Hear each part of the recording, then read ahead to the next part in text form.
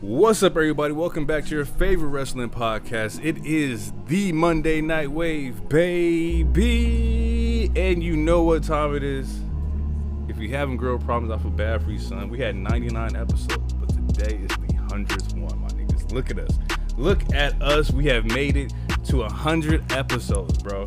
Absolutely crazy. Just nuts, bro. Benny Franks. Like, and I have a side tangent about those 100 episodes and the fucking space that it has on my computer that I had to transfer someplace else. But we'll get into that. I go by Jay, aka the Lonely One, aka Pod Breaker, Pods and Reed, Misrespected Jumpers in the building. Actually, scratch that. With the 100 episode comes a new nickname. Kazuchika Okada is in the building, ladies and gentlemen.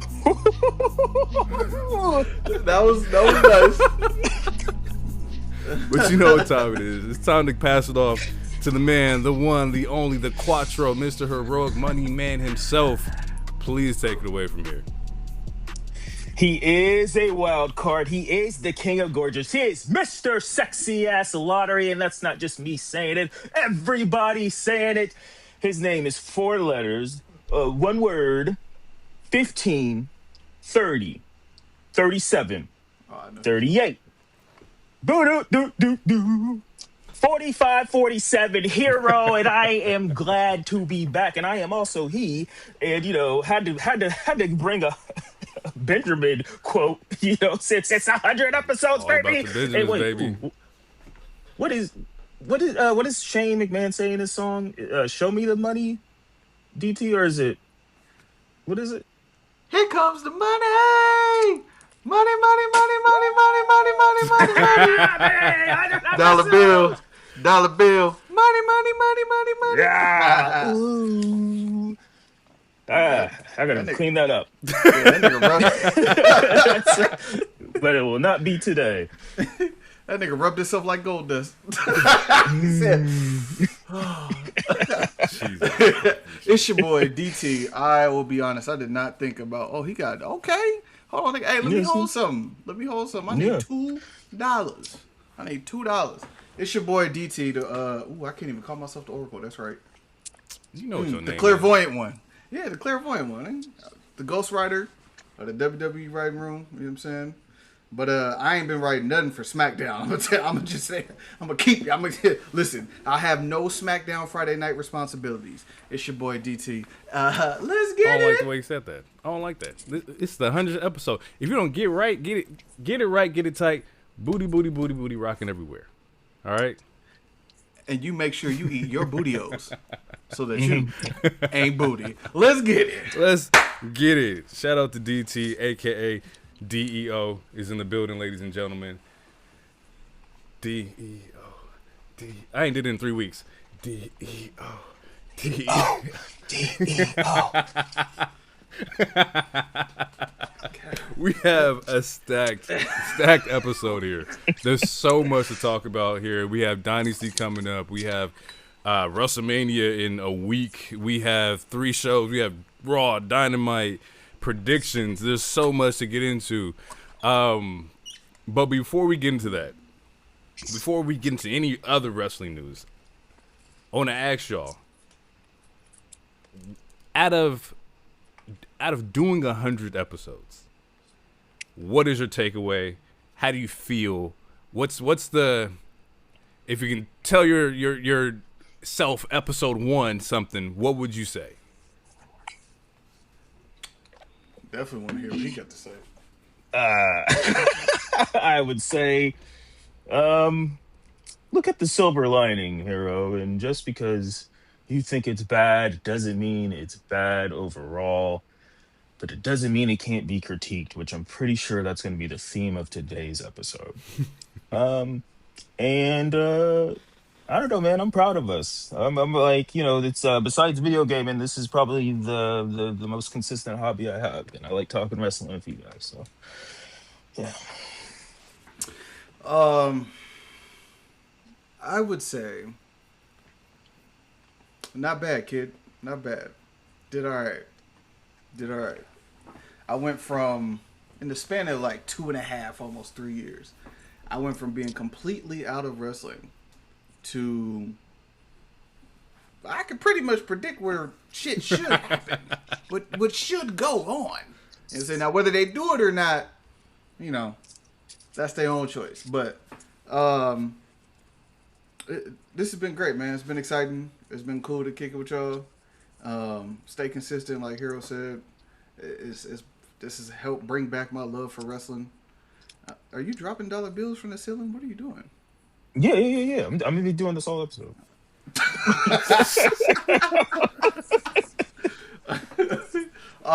Yeah, man. This is great. This has been fantastic. Actually, real quick before you go too. On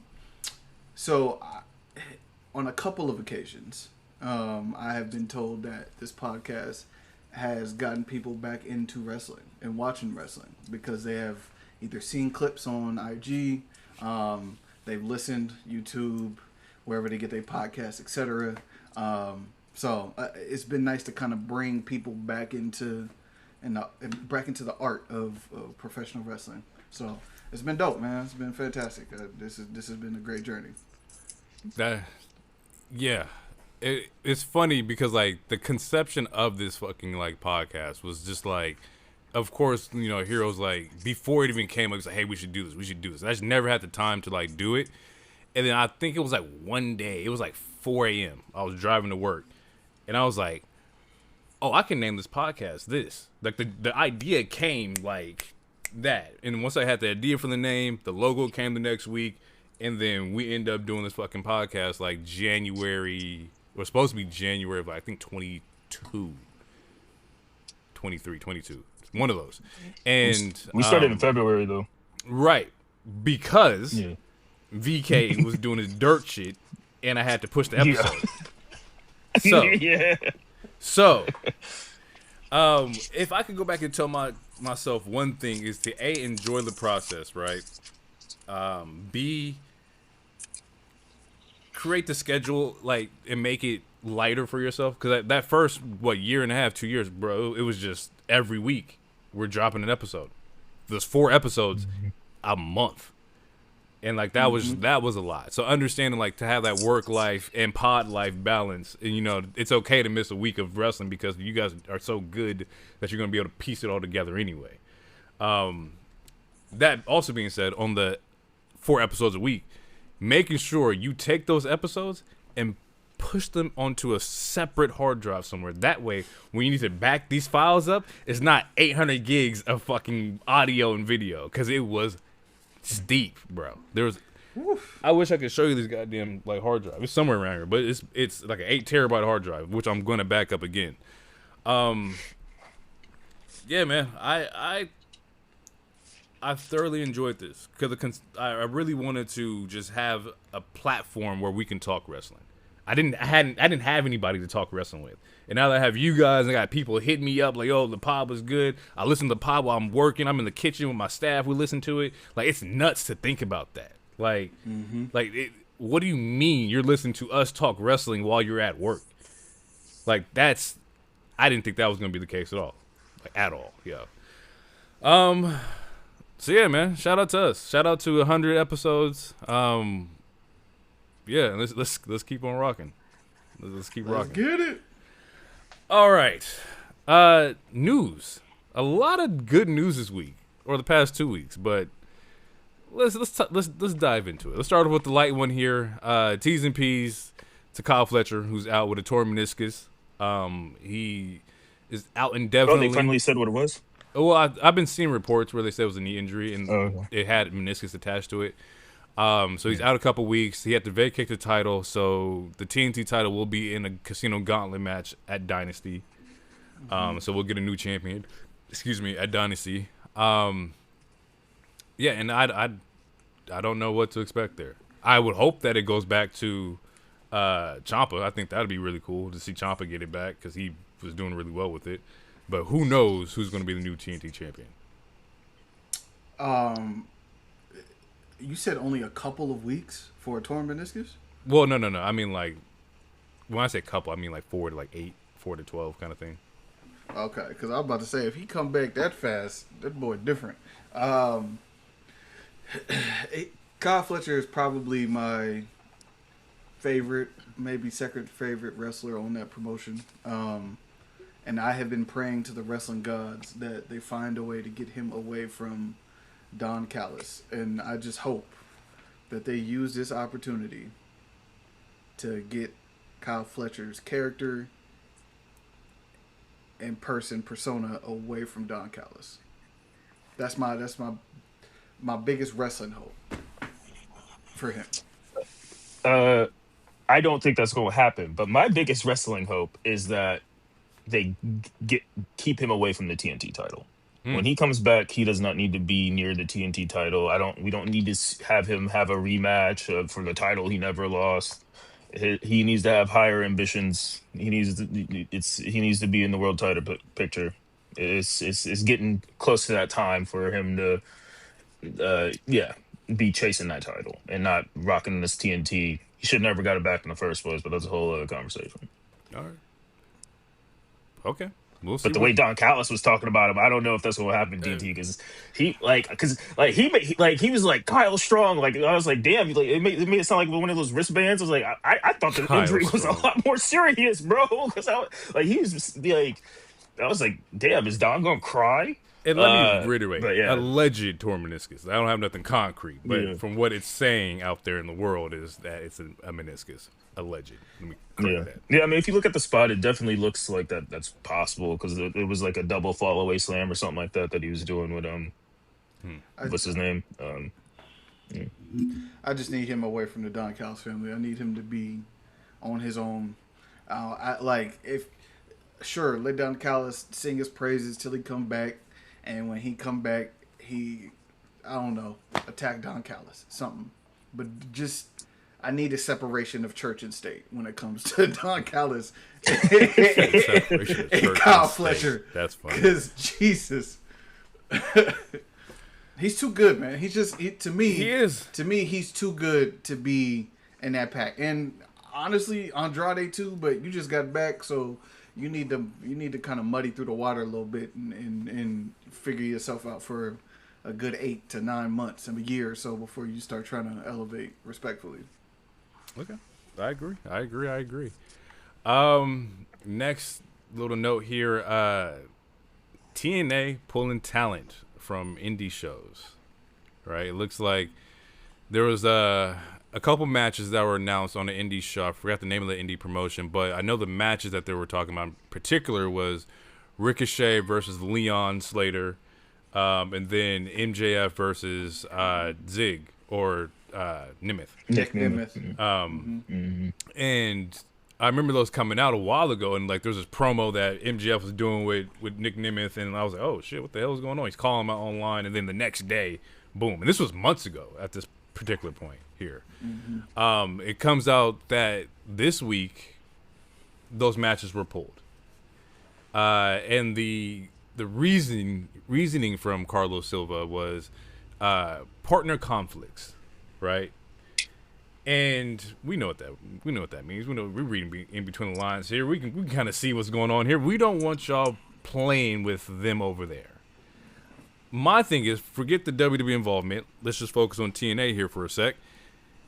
Y'all not paying niggas enough anyway to be pulling people from shows.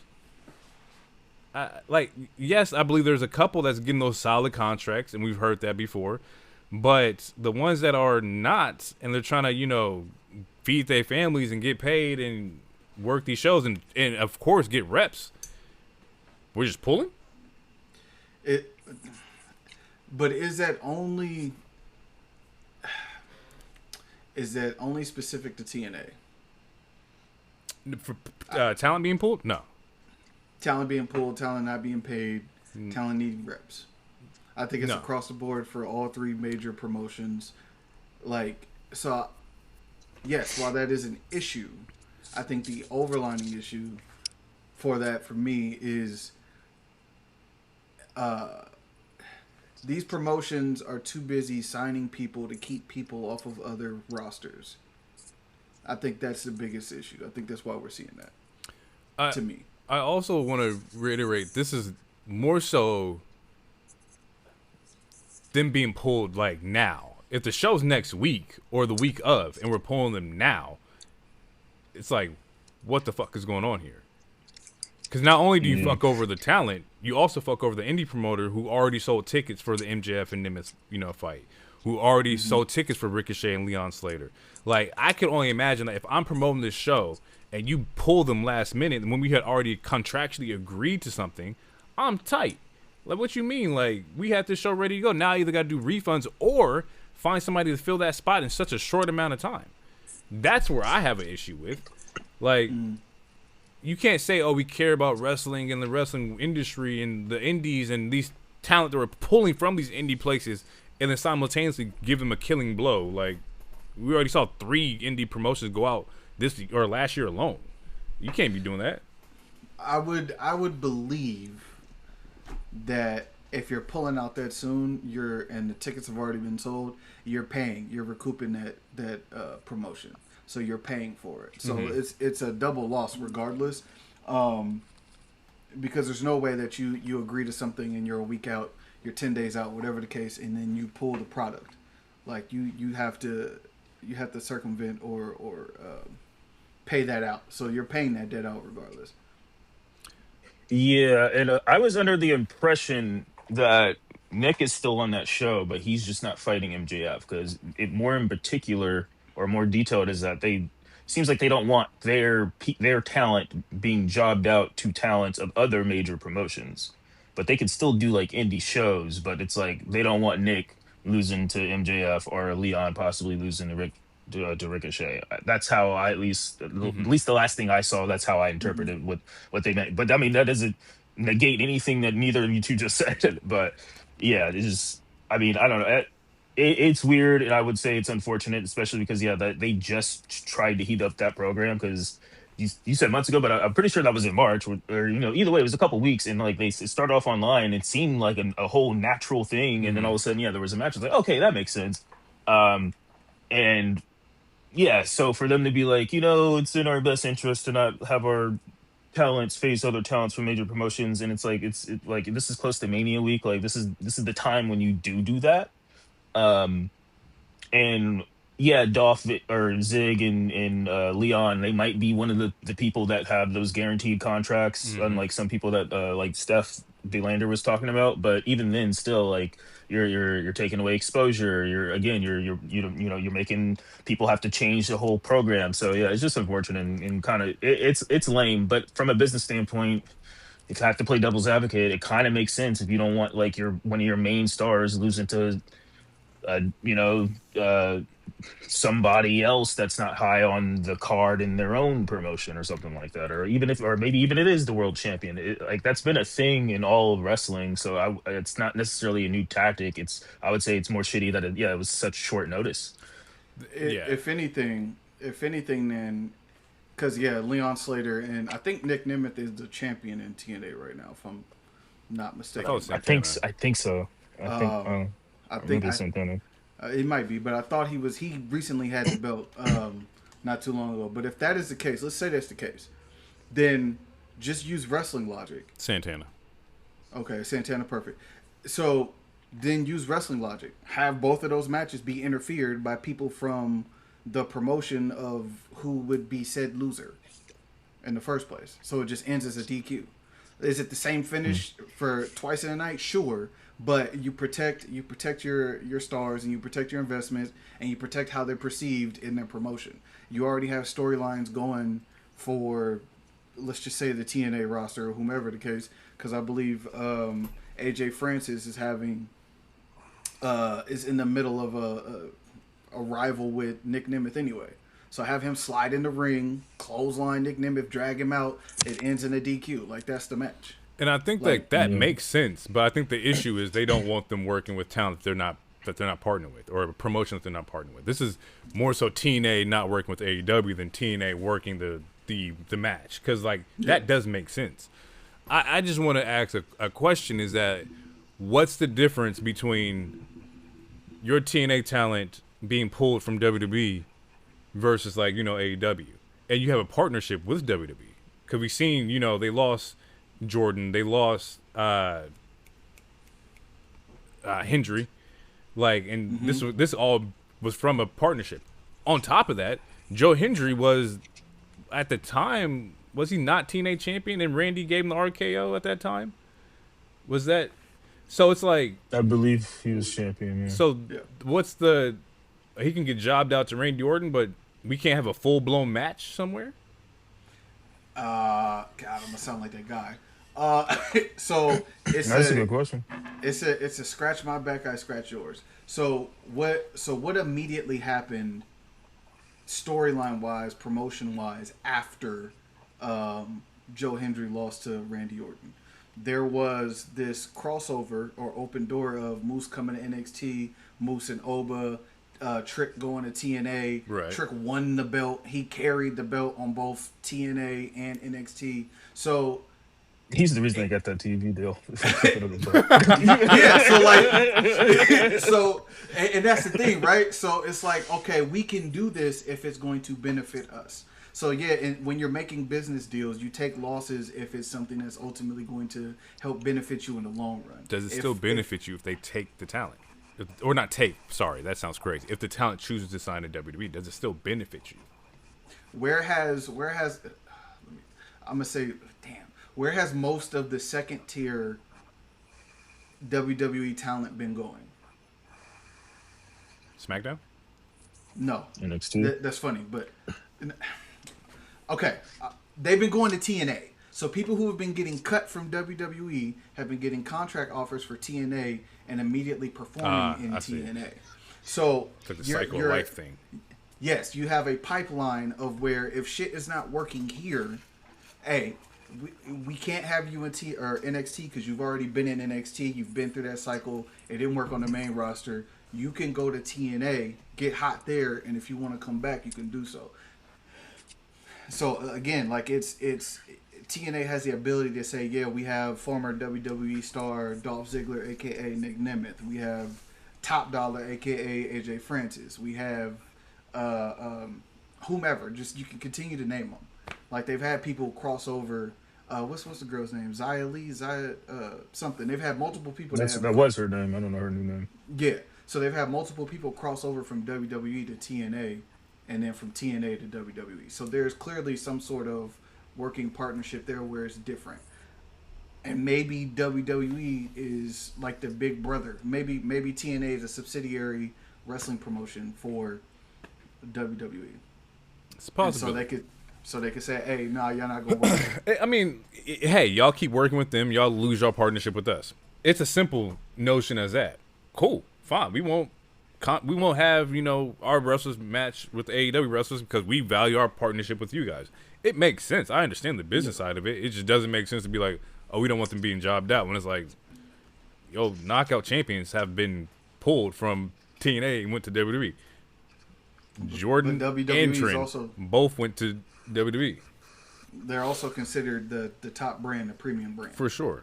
So it might be a little different. They might view it different as an opportunity versus y'all going over here to have us lose to people who couldn't quote unquote cut it in the big leagues or whatever. Like they could view it that way. And as a fan, I'm pissed because I wanted to see Dolph versus Max. I think that was gonna be a really fun match to see. So hopefully we get it down the line. I believe Nemeth has said that hopefully we can still do this somewhere soon. He's going to try to figure that out because he was really looking forward to the match with Max. So we may get that somewhere down the line here. Tony Khan jumped on Russo and Coach's podcast here, despite most people thinking that hey, what the fuck is going on here? Why would you do that? I believe in particular in the interview, I watched the interview, it's an hour or something. He had asked. Or not asked. He had said that Meltzer told him that he shouldn't do the show, and that he came out and did the show anyway because I want to see what you guys have to say. I can't. Paraphrasing here, but just because you said something bad about AEW doesn't mean he doesn't want to talk to you. That's not going to stop him from talking to you. Some of the topics here that they asked about was Tony Khan and Shane. How close was Shane joining AEW? And Tony had said, we just had one interview, and I was in the airport. We had one interview, or not interview, just a meeting, and out of nowhere, a picture came out. He said somebody came in the room and just took a picture. If you look at the picture, it was like really random, like that this one person came in and just took this picture. Kind of insinuating that somebody was trying to use leverage in some kind of way here, right? This picture of Shane McMahon with Tony Khan could have been used as a smoke screen somewhere else. But he felt like it was just really odd, like, this never really happens. He said, I've sat with people who are more important than Shane McMahon, bigger, other talent, and there's never been somebody busting in the room and just taking a picture and just, doing what they will with it. Vince asked Tony Khan about, Punk and how he's, how he learned from it and whatnot. We've heard his rendition of this beforehand, but he's definitely learned from that situation a lot. He says that he learns that it was necessary for him to keep AEW surviving. Once again, reading between the lines here, losing CM Punk can fucking tank a company. And in his eyes, he was just focusing on, at that point, what can I do to keep this afloat? Vince Russo calls out Tony for his booking, says that he books for himself instead of the fans. Russo also said Triple H does the same thing, where they book for themselves and not the fans. And Tony, his response is that he's sticking to his guns because that's what built the audience of AEW. He doesn't want to change it up too much or change it at all because this is what got him here in the first place, is the sickos or those casual, those hardcore AEW fans. I do agree that catering to your audience is a lot better than catering to the masses, but I do understand the need to change and make it, welcoming for most people or for the incomer or the newcomer. I kind of look at it like, how can I say it? It's like Currency fans versus like Drake fans, right? Currency's able to survive and thrive with his, maybe a better one would be like Tech Nine, is able to thrive and survive off of his core fan base. He doesn't really need to change anything, but his core fan base is still going to be there and rock with him no matter where he's at. I think that's kind of the philosophy that Tony may be rocking with. I'm sorry, because you said Rock and he did a song with The Rock, so yeah. it made me laugh. That's right, he did do that song with The Rock. I forgot all about that shit. It's funny. One of the ones that he had mentioned was about Chris Jericho, and Tony came out and said Chris Jericho was a free agent.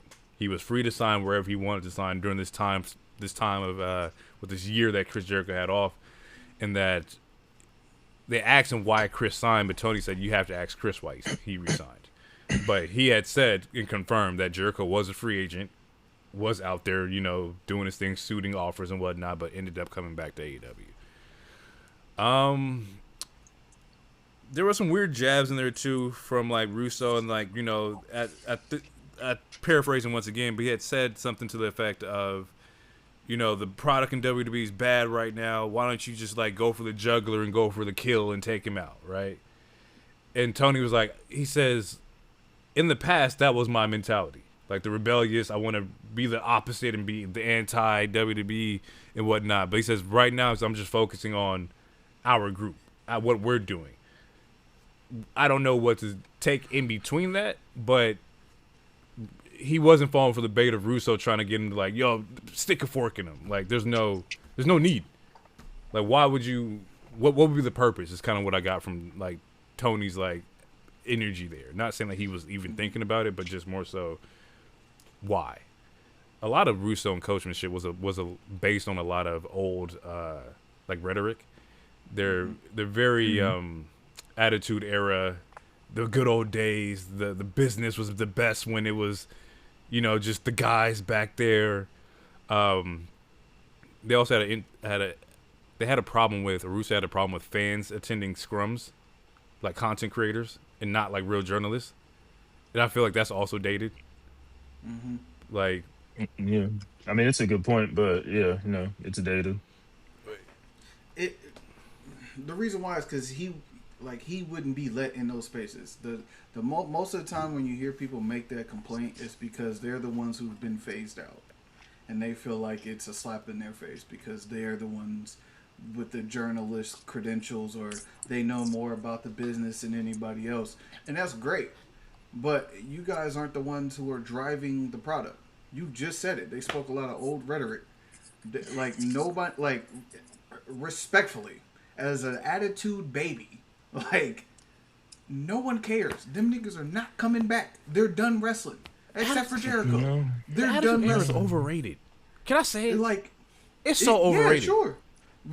You can say it. There were like 4 or 5 really good stars that like carried it. Absolutely, we can say it. It's overrated, bro. And it's looked at It through would not rose-colored survive glasses. the internet if it was happening today. No, and that's even with like without the risque shit, right? Without the the girl flash. No, just the book. No, just the booking. booking. People Yeah, would like if people can't handle what's going on the weekly basis with all 3 of these companies or 2 companies, they wouldn't be able to handle the Attitude Era. Attitude Era was not that. It's not Triple that H great, again, bro. Stone Cold again. He doesn't wrestle. Where's the work rate? Bro. He's got the same 5 moves: Stress Pest, Punch, Mud Stomp, Stunner, Beers. Like it. That's what people would say. Like, but this is the era that helped build and propel professional wrestling. Right. So it's always going to get its due. It's always going to be highly respected, and people are clamoring for those days when they felt something because it is nostalgia. Right. It's Right like now, we have better athletes. We have the product looks better, is shot better. The ideas, for the most part, are better. Even though, like, you could say some of the shit is retcons of things that have happened before, but the stadiums are just as full. They're starting to dwindle a little bit. Niggas keep trying to charge motherfucking $20,000 for tickets. I saw that. But like we're in a prime era where as long as they do what they're supposed to do and Ari gets his hands on the WWE, they'll be fine. They'll be fine. How would But and also real quick, Vince and Coach suck. Like last time Coach was working, he was awful on commentary. Couldn't wait for him to leave. Vince Russo is a terrible writer. I will go on the hill for that. He's a terrible writer. He is desperate for a job. You can tell by the way he talks about everything and everybody and how he talks to everybody. Keep doing your stuff with the ICP. Shout out to Insane Clown Posse. I don't want no beef, but you keep doing that, bro. And if Tony wanted you, he would have been hired you. what's funny? It's about to be 7 years. He doesn't want you. No one wants you. What's funny, right? Because I forgot about this part of the interview. Is that they asked him about like Britt Baker, and he was like, it's kind of hard to work people in from injuries into storylines because we have things planned out so far, right? We have like 6 to 8, whatever, how long. And Russo was like, "Well, how about can you send Britt over to my promotion? Can't she come over and do some work with us?" And Tony's like, "Okay." You just tried to shit on me right now. Why would I do you a favor? And so what are you talking Tony's about? like, "Yeah, like let's talk about it, or like we can look into that and see like if we can get Britt over there." And he's like, "Oh, I'd love to have Britt over there." And it, like the tonality shifted because now you have something that like, oh, he could do something for me. I'm in his favor, bro. Yeah. It was so crazy. I was like, he's such a grifter. Like, what it's happened? it's Hey, well, what's going on here? Y'all was just trying to grill him, but then he's like, "Oh, we can look into having Britt come over there." You're like, "Oh my god, we would love to have that," And once again, I think a lot of like inside this interview, Tony was talking about the love for just professional wrestling and indie shows and keeping them alive, and having multi-talented or talent contracted to multi promotions or whatnot. So the freedom of I can rent out a Britt Baker or rent out a Bandito over here, and like the appeal to that, because once again these talent are independent contractors. Go get paid, do what you got to go do. Tony has an opportunity. We've been saying it for the last 8 months. Tony has the opportunity to do something really dope next April. He has an opportunity. That's funny you said that, because Ospreay had thrown out some hints. Ospreay was like, "Hey, if they're going to Saudi next year in April, we can do something crazy while they're out of the country." Yeah, so fuck them. Yeah, I wouldn't do it on the same day, but I would definitely do something. No. I would not do that on the same day. Nope. I don't know, nigga. Depend on the build. If the build look anything like this year, if it's full TKO next year, Listen. You, I mean, this. Do you guys remember last year? Like, You think this is not as seriously. bad as last year? Like this is last last year's year a was 1,000 times way worse. better than this year. Last year I didn't have to Are you deal ser- with Jelly Roll and Pat McAfee hijacking the show. There's more celebrities, but the build as we'll get into it. We'll get into it. Let me finish up this. Let's wrap up the news here. We'll dive into the show. Last bit of news here is the leaked text messages between Triple H and upper management here, right? Which is it's so fucked up. It's so crazy. Backstory here, people, is that of course the Vince McMahon lawsuit still going on here. Text messages have been unveiled, and a lot of them, from Nick Khan in particular, are deleted. They're just not there. We don't know what he said to these things here, but I'll go through them here, and let's just start from the top here. First one is fucking crazy because it's Vince, right? February 28, 2023. Vince is supposed to be gone 2022. He wasn't supposed to be there. But apparently in this, it shows that Vince was still active in the production and the controlling of stories and shit like that with the talent. Which is fucked up, right? Because in my head, I was like, oh, SummerSlam in 22 when Brock and Roman had the tractor and it's like Triple H, he's the one leading the show. I was like, damn, Triple H is doing a really good job. But you telling me it was Vince? Don't laugh. what now? You don't like it? Now No.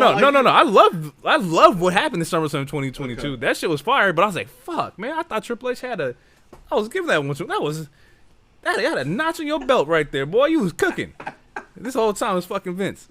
I mean, if Anywho. you ask me, WrestleMania 39 was epic too. So, And that was under Vince.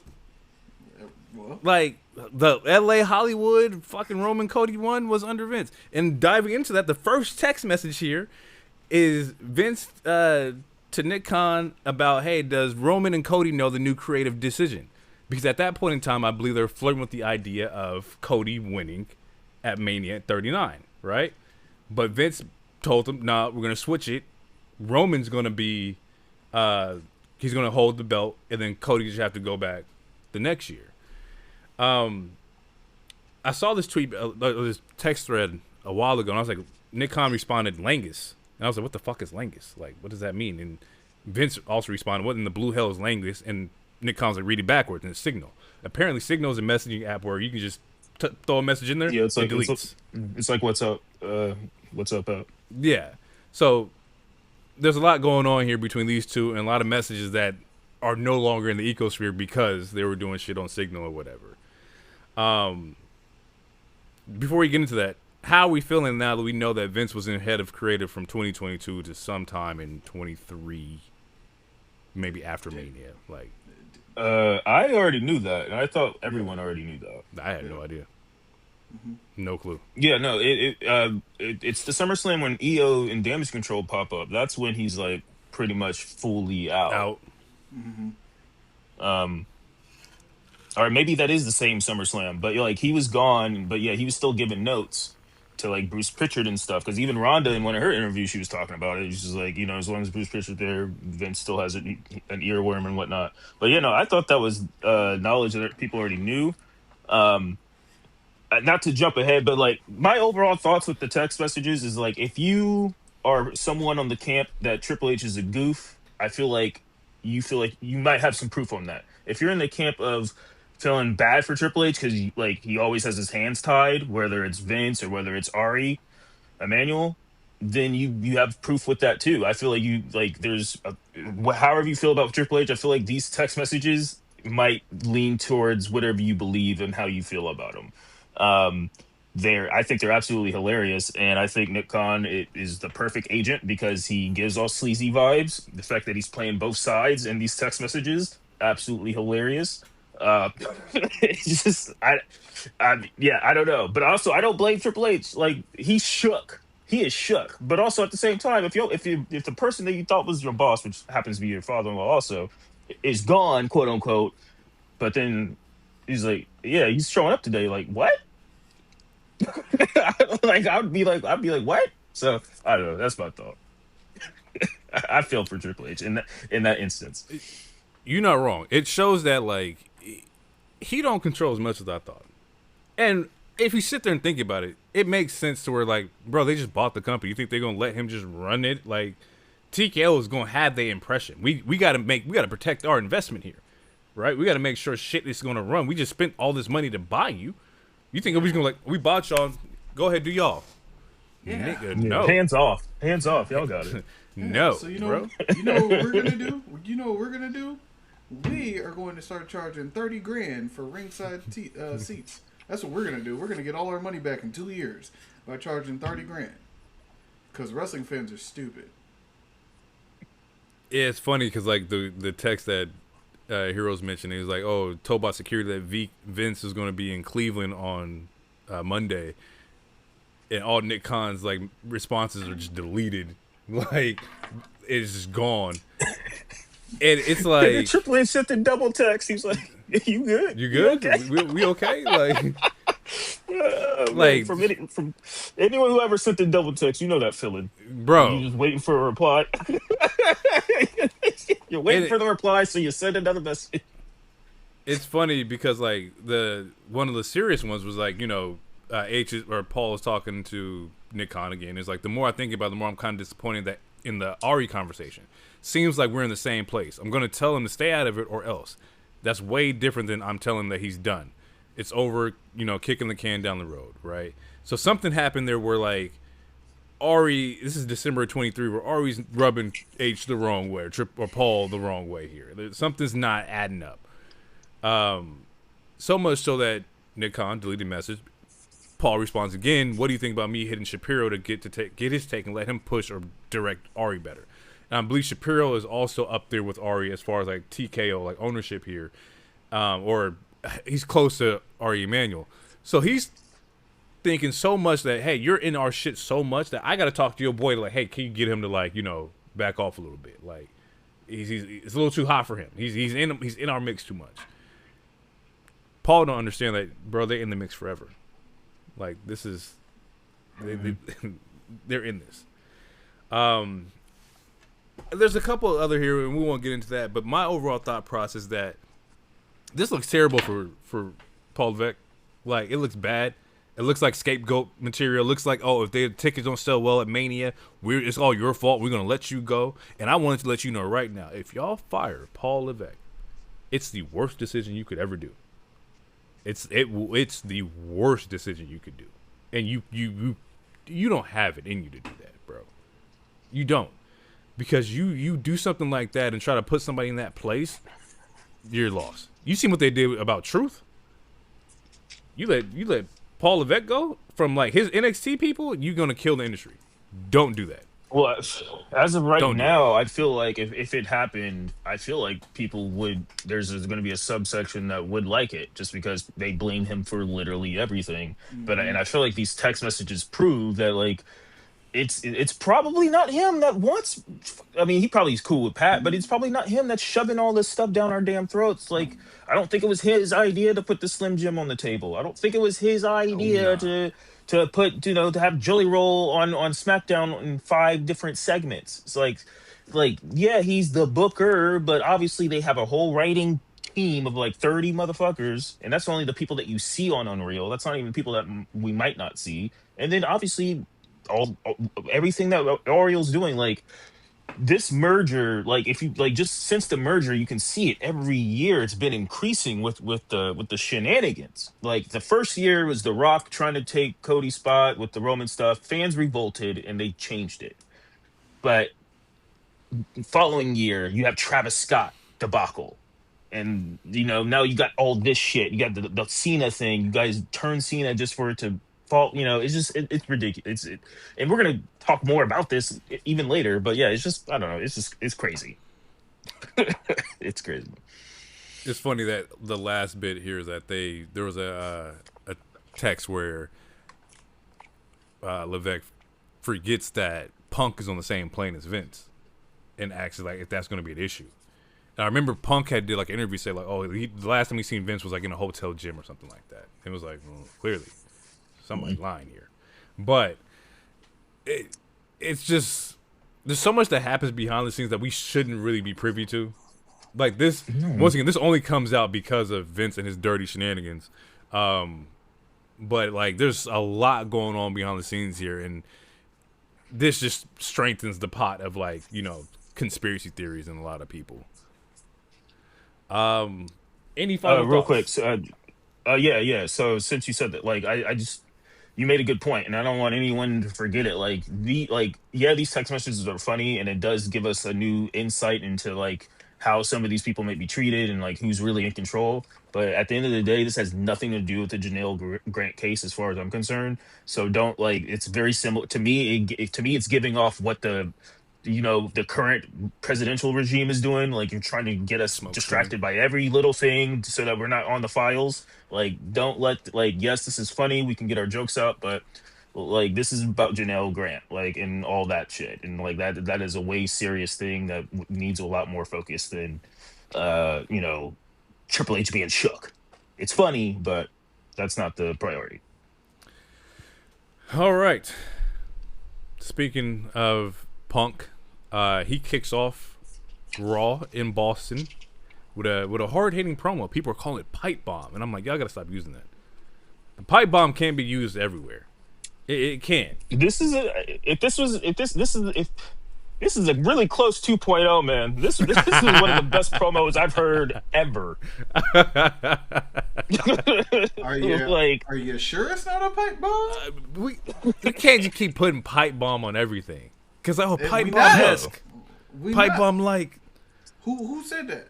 There's only two moments that I have heard outside of the initial pipe bomb, and that was the John Cena, where John Cena decided to do his thing, which is totally admirable and fine because it's John Cena and Punk did it to him. And then this one. Other than that, I never heard a nigga say pipe bomb. Those 3 months, and they all involve Punk. It's true. It's definitely true. Okay, let me get into the promo here. Huge promo, kicks it off here where he's paraphrasing with a lot of this. He's being hated by losers. The price he pays for not being one of them. Bars, nigga. I might tattoo that on me, nigga. They start chanting OTC, and Punk's like, y'all don't blame me if he doesn't show up. He's like, Punk showed up, and he's an old man. Old, not weak. Maybe I don't like that. I don't like the fact that we're building this off of like him being old. It's like, y'all niggas are 7 years apart. Well, that's still old. Is it? That is. Yes. If you were in high school, if you were a freshman in high school, and a 21-year-old nigga came to you talk about he was gonna take your girl, you be like, you are old ass nigga. What you doing dating a 14-year-old? But in that same vein, if I saw somebody getting married and one person was 30 and the other person 37, it's like, this is normal. Look at that. Look at the ages you used. 40 and 47. One is still older than the other though, so it still counts. Yeah, but it still counts. Okay, I see what you're doing here. I ain't gonna say you marrying an old ass nigga though if he's only 6 years older. That's what I'm saying. 7 years older. But I mean, you're both right and you're both wrong. I guess I don't know. I agree with both of you. He said years ago he was too stupid to understand, and now he's too rich to give it in. But now he understands why that people run this company. That run TKO when they send Reigns to Jimmy Fallon without a title, it's because he's safe. He's plastic. He's manufactured. Whereas Punk is dangerous and unpredictable. And I was like, okay. I mean, Punk could also do Jimmy Kimmel. Like you can do that too. You can take the pompadour up there, and like they would love you as well. It's all right. He said Punk has paid his dues and worked for everything. Where Roman's a nepo baby who ate dog food for a weird old man. And that weird old man for years treated Punk like a dog and expected him to smile, but he had FU money and took his dignity and left. And that's why Roman doesn't hate him, because he can't control him like his cousins and his family, and they can't control him. So the weird old man line was the one that like everybody just like, oh shit, he was eating dog food, and rightfully so. Your boy was over there chained up eating dog food. Wait, I mean, it couldn't be my shit. What did Punk say? What did Punk say beforehand? Before he said that line? He paid his dues? Would you consider someone making you go out there and say suffering succotash and fucking dog food paying your dues in wrestling? I call that public humiliation. I I think you're both right again. So he would be paying his dues. But carry on, carry on. It's Then still hit, but it's not the truth. But go ahead. he kind of changes his direction here. He gets off of Roman and gets on Pat McAfee. He says, "You hillbilly, you think you can come to the business and run your mouth? Well, you just wrote a check. You can't cash. Want to talk about ticket sales? Call your agent and tell him to lower the ticket prices. He'll be damned if he has somebody who kicked the football for a living talk to him about his business and put asses in seats, and he's got a receipt coming." Punk then says ticket prices need to be lowered so these families can all come see him, and so he can come see him step on Roman's neck. Also, I forgot that Punk had called him Pat McAfee at the same time as well. So he was just shooting all shots here. I like to call Punk slight hypocrite here, just like can't be you can't be shooting shots at TKO when TKO gave you that Saudi check, which in the Pat promo later on SmackDown I saw and I was like, he says it's just true. It's true. Yeah. You got to call it like you see it. Overall, how do we feel about the promo here? I'm once again paraphrasing, but I think I got most of the highlights here. We see that the residential member of the OTC doesn't like the promo here. He's being a little, love the promo. Being a little sassy over here. I sense a lot of sass. Bro, hey, Hero, pull up our text messages. What did I say? My shit might freeze if I do that. Oh yeah, that's right. Okay, hold on. No text messages. No pop. It's crazy. But, while he's doing that, man, I no hyperbole. Like this is, and y'all know how I feel about Phil. But no, this is one of the best promos I've heard in a very long time. That shit was heat to me. There was a lot of quote. Like there was another one where he was like, "How is it that I can go film multiple TV shows and come back?" And bro, he was barring everybody up, man. And and this is I like this overall feud. I do. I do have some problems with it, and we missed a couple weeks, so it's like I don't know. It's kind of been like a roller coaster, but it's mostly been up for me. But yeah, granted, next week is the big show. This coming Monday, Roman can't. There's nothing he can say to me that's going to. He shouldn't say anything at all. I don't think there's anything he can say as a rebuttal. We should be done with the talking. We should continue to fight. So I found the text. I almost said the tweets. Found the text messages. Hero 734. My God, Punk is barring these individuals up. He didn't say individuals. And then I responded with the gif of Will Smith burning down the kitchen in Bel Air when he put the pot on fire. And then Hero responded, "Bruh, he just stopped talking and I'm in awe. I don't like this individual." With that promo. And I said, "Bruh, he wasn't playing with individuals at all." Nah. So yeah, bruh, the promo was fire. And the crazy thing about being off these past couple of weeks is that me and Hero actually went over how the promo should have been booked and stacked, and I had the perfect formula, and I can't remember it right now, but all the talking stuff is done. The moment that Roman said, "We know you one of the best on the mic, and can't nobody stand in the ring with you when it comes to being on the microphone." One, he shouldn't have said that because you're already admitting defeat. But at that point, when that happened, there should be no more promos. You just got to start whooping this nigga's ass. That's all it has to be at this point. Do you think that we should have done 2 different table spots? And we once again missed a couple weeks. Punk powerbombing Roman was quite impressive. Yeah, I ain't gonna lie. Absolutely. That was impressive. But do we think that that should have been stacked up back to back weeks? If I'm not mistaken, it was back to back weeks where the first week I think it was Punk powerbomb Roman, then Roman got him, or vice versa, one of the two. But I think it's fine. For me, my problem with this whole, or I don't want to say problem, my nitpick, I don't even want to call it a nip. I don't know. My issue with this is and DT and I talked about this.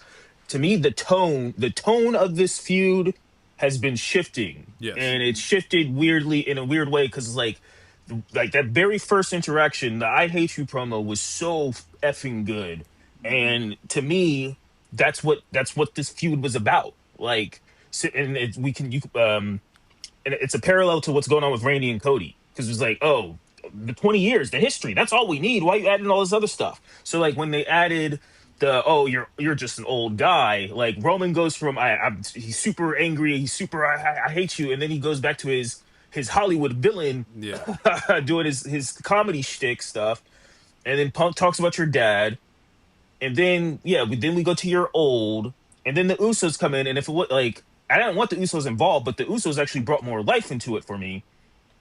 But it makes me conflicted because I don't like them carrying Roman's storylines anymore.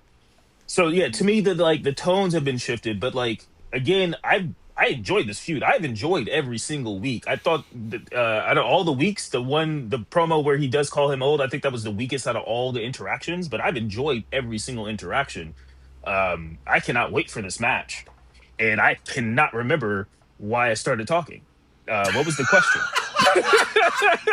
It's all right. We'll take it from here. And back to Phil and weather. And that, ladies and gentlemen, is why we have made it to 100 episodes.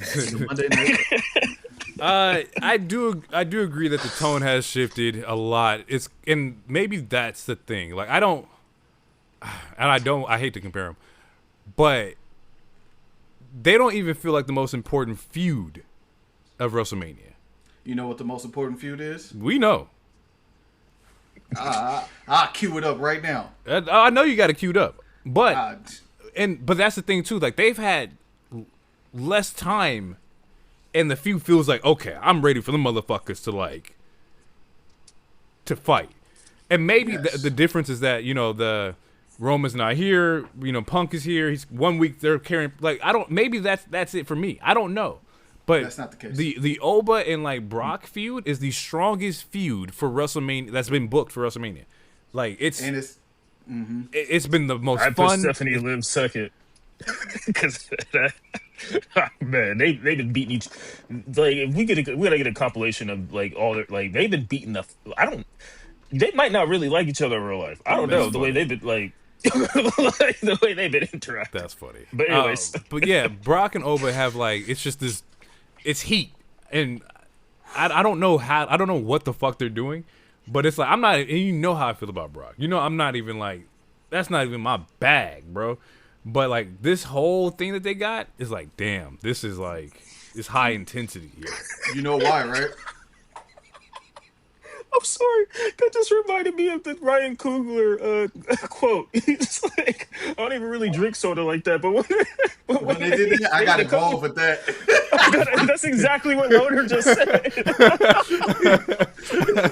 I don't even like Brock Lesnar, but when he went against Over, I got involved with that. You know why, right? Why? Who have we seen? I'm not gonna do all that shit. I'm not gonna do the riddles. It's Paul Heyman. Paul Heyman. Where's Paul Heyman at right now, and where is he not at? Paul Heyman is with Brock Lesnar, and he is not with Roman or CM Punk. That's why Oba and Brock are being booked damn near perfect. There are no flaws in any of their interactions. Nope. The one thing we have not done yet, for whatever reason, is heard Oba on the mic cut a promo. And that may very well happen this Monday as we head into WrestleMania, just so people know that he can talk. And he's not just somebody tossing pizza tossing people around and power slamming people. But this has been perfect. We've heard very little from Brock. The one thing he says is one signature line, "Get your ass out here," which is just some you standing on somebody's front lawn waiting for them to come out off their porch type shit. Get your ass out here. Get your ass out here. Cool. I'm with that. We have not heard Oba say "you gonna die tonight" as he walks down either. He has not said that. So I would love for if Oba say that on Monday to pop. Man, this should be. Listen, they shouldn't open the show. No, they should. Unfortunately, They have to. They have to. Because you're not going to take Punk and Roman out of that space just because of who they are.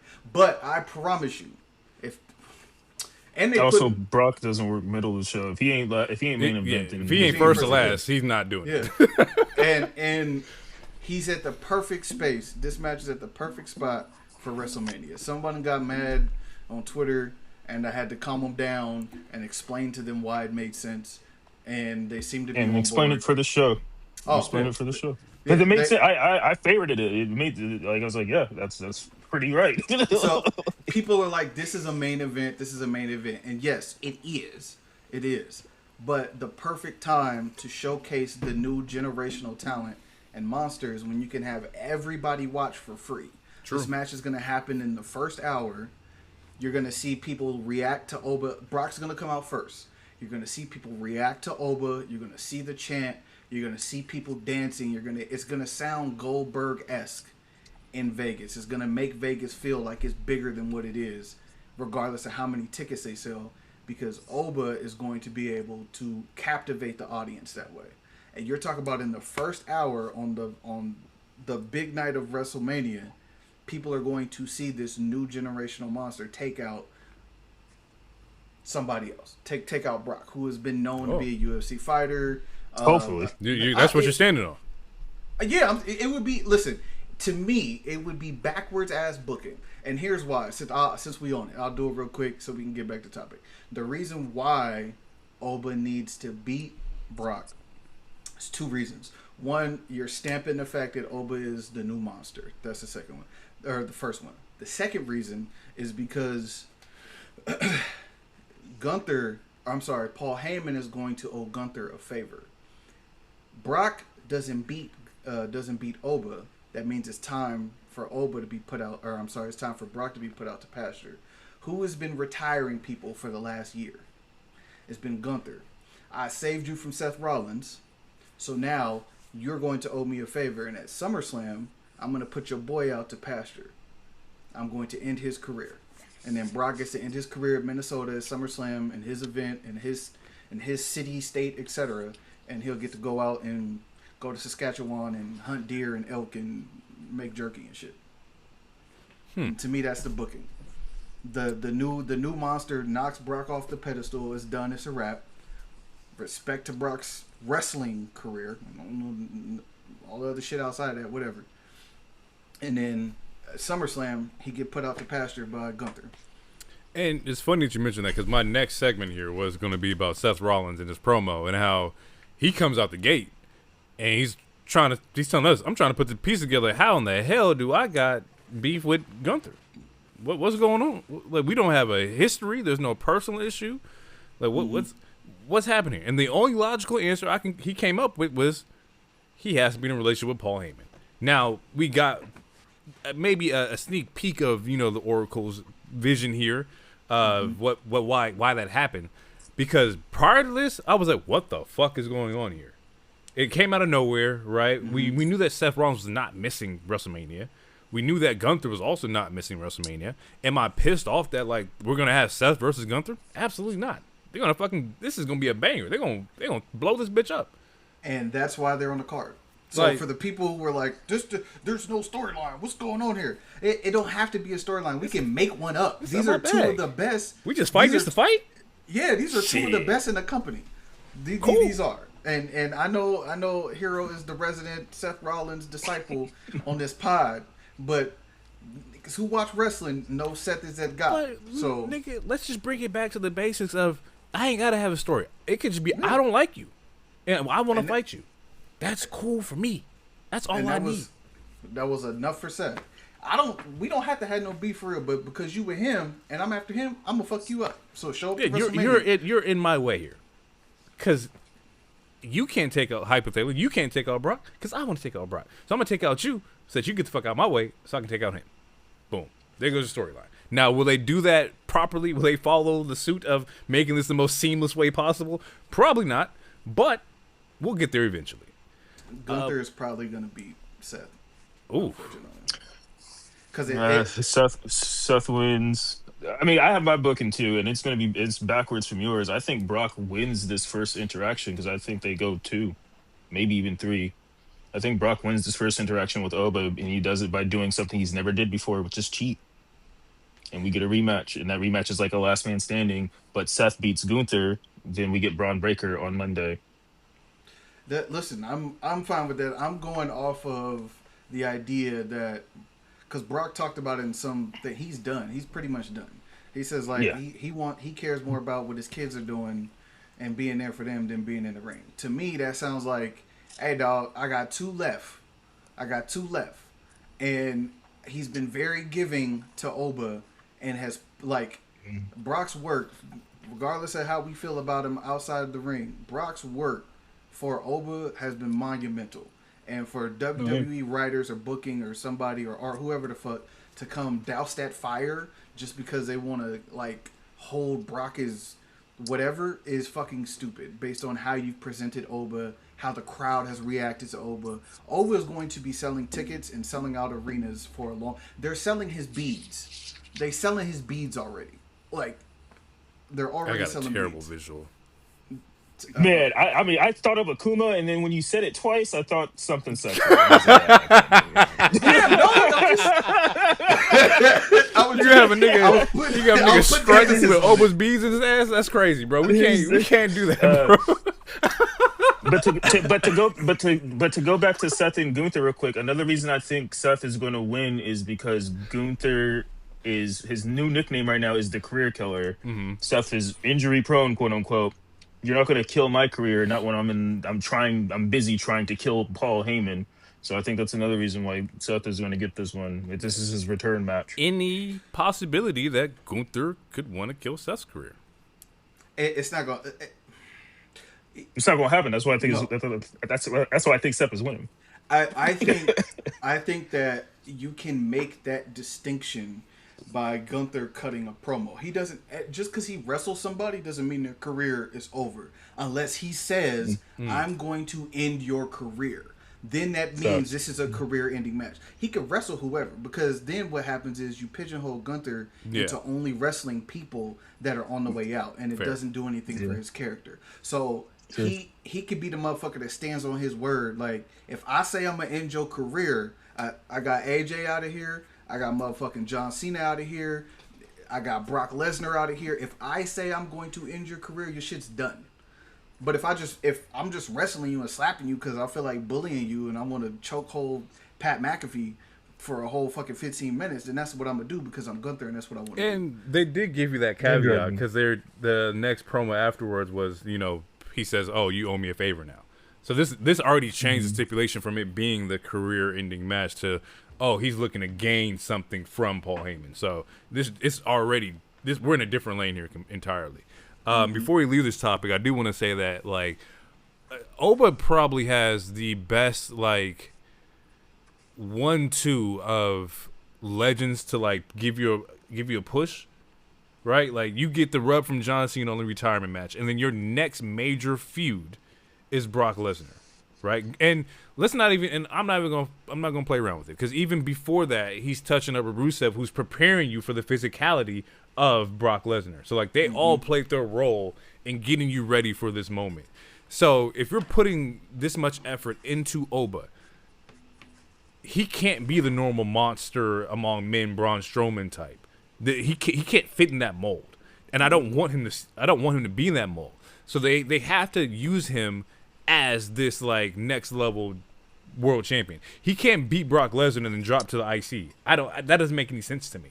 Like you are a mainstay now. So wherever we go from here post Brock has to be towards the moon. Like has to be. Money in the bank, right? Give it. They gave you the signal when he left the NXT Championship belt in the ring. He didn't lose it. He lost it to Ricky Saints. Saints. Yeah, that's the almost starts. Yeah, off of his quick move, it was a pop. But when he came back, he was dominant. And they said you're not losing on the way out. Most people lose that belt on the way out. I think was it Asuka that maybe left it, that vacated it. Asuka vacated. Yeah. So and then you saw what they did with Asuka once she got to the main roster. Yeah, she was out of here. Yeah, so that's their way of telling you, Asuka hey, won Rumble. and then Yeah, went no, she on did to not lose until Mania. yeah, she went on to just beat everybody the fuck up. So like, Oba's in a spot where he's not going to be losing, or he shouldn't, because they could just do whatever. But he shouldn't be losing for a while. This doesn't mean that he has to be invincible or have these weird quirks or whatever. He can eventually lose, but it has to be to the right person and for the right reason. So, last bit of news or side tangent here, and then we go to AEW. 6-way ladder match for the IC gets a new entrant, or I guess it was 5-way. Now it's 6-man because Rey Mysterio comes back, and he's like, "Hey, I'm joining this ladder match," which I'm all for Rey. Shout out to Rey. We back. However, irresponsible. Irresponsible. I did not expect you to say that. Because how are you going to do all this work, it'll go away, get the stem cell treatment, get your knees right, and jump directly into a ladder match? because it's fucking Penta. Yeah, man. Irresponsible. Ball is life, bro. As they Irresponsible. say, bro. Give this man a pink fluffy jacket and some face paint. Irresponsible. All right? That's all I'm going to say about that. Yeah. Yeah, I see what you did there. You're correct.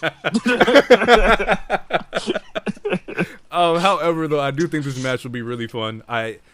If it's any notion, they do ladder matches pretty well in WWE, right? Like, I don't think I've seen a bad ladder match in WWE. This nigga just jinxed it. Fuck. I mean, It's like you just there's did. too many. There's too many flyers. I mean, there's too many flyers in this, man. You got Dragon Lee, Javon Evans, Penta. Is Rusev in this? He's not really a flyer. Rusev, I thought Rusev was in this. Yeah, you got Yeah, Rusev, he's the powerhouse in here. You Yeah. got it. You need a power body. You know what I'm saying? and then Rey Mysterio and somebody else. And I apologize to whoever I'm missing because I know they Is going. it Grande? Ugh. Oh, He was forgotten it? on purpose. Oh, JD McDonough. Oh, McDonough. Yeah. Oh man, I just thought about his ribs. Woof. Okay, look. So, yeah, bro, this shit gonna pop. This shit is gonna pop. I'm excited for this match. Yeah, that one Yeah. Javon is going to be fun. gonna do something crazy, bro. Something stupid. Something stupid. Did you see what he said? He said About over jumping that? he purposely overjumps people so it looks real. And respect to the game, bruh.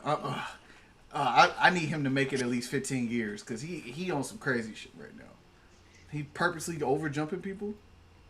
That's Yeah, baller. they'll nip that in the bud soon. As soon as he gets one rotator, they be like, all right, bro, you ain't touching a rope. He said, You'll "Hey, knock on wood, bro. We can't be saying that." He said, "One rotator." So, Okay. Let's shift into Dynamite here. They were out in Edmonton, Canada. Immediately, show opens up with just fists. Ospreay's jumping Mox in the parking lot here. love And we see Yeah, that this is a refreshing start. Death Riders come out, start helping Mox. SUV rolls up, and it's the United Empire with Alex Windsor for Marina Shafir. Because I figured Marina probably needs to figure out what she wants to do now that Tony's injured and Ronda's not able to come in. So they brawl out, and then we get the announcement for the Chaos in Canada match as the main event. Shouting out the Amanada Willow match, which was fucking fire. I think Amanada coming back. Wait, you just skipping by this. Okay, wait, hold on. Okay. So I thought this was a really fresh. I don't want to say fresh, but it was refreshing for AEW to have an opening like this. It wasn't just an opening promo, and it wasn't just a random match that. Yeah, so I thought that was refreshing. Now at first I was very confused on who the hell those people were. They all came out. They was dressed like Reservoir Dogs, and I'm like, who the hell are these people? Mr. Pink, Mr. Brown, Mr. Blue. Yeah, Ospreay did he did better than commentators as far as explaining who they were. Yep. So that helped because AEW does have a problem sometimes not telling you who this person is, and their fan base is just Google it. But I thought it was a cool open, and honestly, it was a very I don't want to say it was WWE-esque, but it was one of those things where it's like it set up the match for later in the show. You know, and I was like, oh, okay. Yeah, this is I understand this formula. All right, cool. Um, yeah, I guess that was it with No, that. and I mean, you I don't you know. are It absolutely right. was cool. Announcers did announce who the United Empire was. Osprey did a really good job of doing it. He also did it again today for Collision, and then there was quite the promo in New Japan because the youngest, I think Callum Newman is his name. He's the youngest New Japan 23-year-old champion. heavyweight. Yeah. Yeah, and IWGP. Never heard of him a day in my life. But, I was familiar he's because champ. he did some. I was watching New Japan last year, and I saw him. He looked actually pretty good, but he's just mad fucking young. But Javon Evans. yeah, and you can tell like he was a young guy just filling in the role. Like, he wasn't really like popping out just yet. But I was also tapped in because Osprey showed up for his match in New Japan when he won the belt. So I was like, oh, I see. Like, I knew that's where they were going, was that he's going to bring back them over to kind of help him out. Because I was like, why the hell is Osprey making this moment in Japan right now? It makes no sense to me. But yeah, shout out to them. It was a dope opening. It did look good. It was shot perfectly. You know, you understood from the jump. They're fighting them because he hates them, and that's what it is. Like, and we didn't talk about why I it was will. I happening. will say this: since we missed a couple weeks, I do not appreciate them trying to Men in Black flashlight us into thinking that Moxley wasn't just a damn baby face Yeah, I was for gonna like talk the about last that too. 4 months. I was going to talk about that. I don't appreciate that. I get it, but I don't appreciate it. No. I don't like being lied to like that. That was my transition because it was like Osprey comes back at the last pay-per-view. We didn't talk about it, but he comes back after the Mox match against was it Konosuke? No, it was Konosuke. Yeah. It was Konosuke. Yeah, it was Konosuke. And has his promo where he's breaking out the hyperbolic time chamber, and then he attacks Mox. And now it's like, oh, that's right. Mox did kill Osprey. That's exactly what happened in that cage match. And I was like, why is Osprey here? And I remembered, yeah, Death Riders jumped him. So the whole babyface era, we're like, oh, we're cheering for the Death Riders. Definitely came to a halt when you remember that they tried to kill Osprey, and roughly so. Yeah.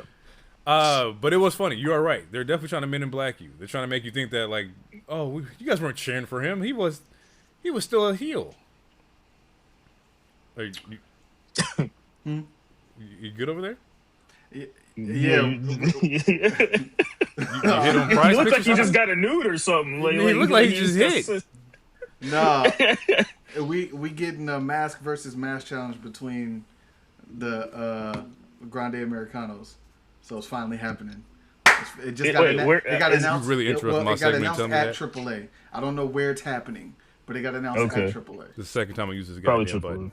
It's out of his goddamn mind. He went, how you gonna interrupt the goddamn segment here from Grande Americano? Did you just mute my mic?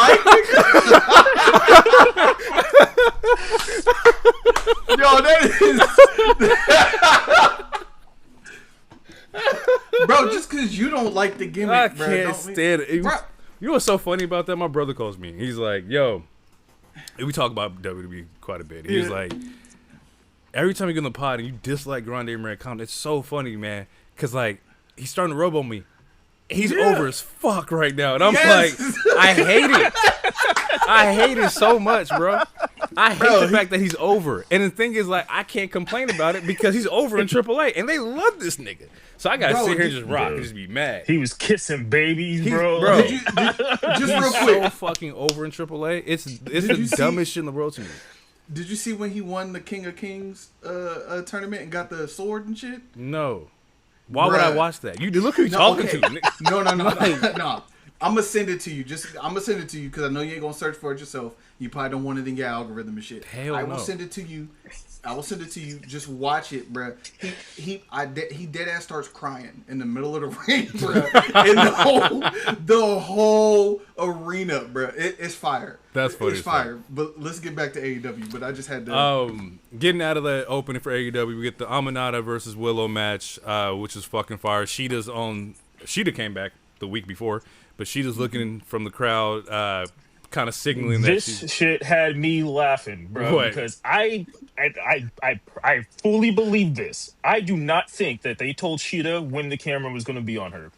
Every time the camera went on her, and I urge you guys to watch. Every time she looked aloof. She looked like it looked like she was she looked zoned out. Like it looked like she was thinking about her grocery list. Like she did not because the camera would switch and you hear like sock face, can't think of his name. He's like, there's Sheeta right there. She looks super fierce and like she's just like staring. Like I've seen Sheeta look mad before. That is not a mad Sheeta. That is a very like deep in thought Sheeta. And you know what's so funny about that? They do the camera cuts multiple times, and like every time it looks like she's caught off guard.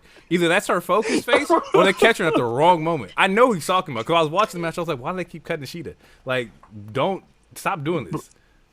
Bro, I was laughing. I was laughing every time, and it was such a distraction because the match was really good, man. Yeah, Queen Aminata. She's officially my favorite woman wrestler on that roster. Cause she be hard hitter. She be beating B words up, bro. Hard hitter. She be really beating them up, bro. And she sells the headbutt. The headbutt that she does is so fire to me because it looks like, oh damn, it's a lot of impact, like just skull crushing. Shout out to Roxanne, but like it's just.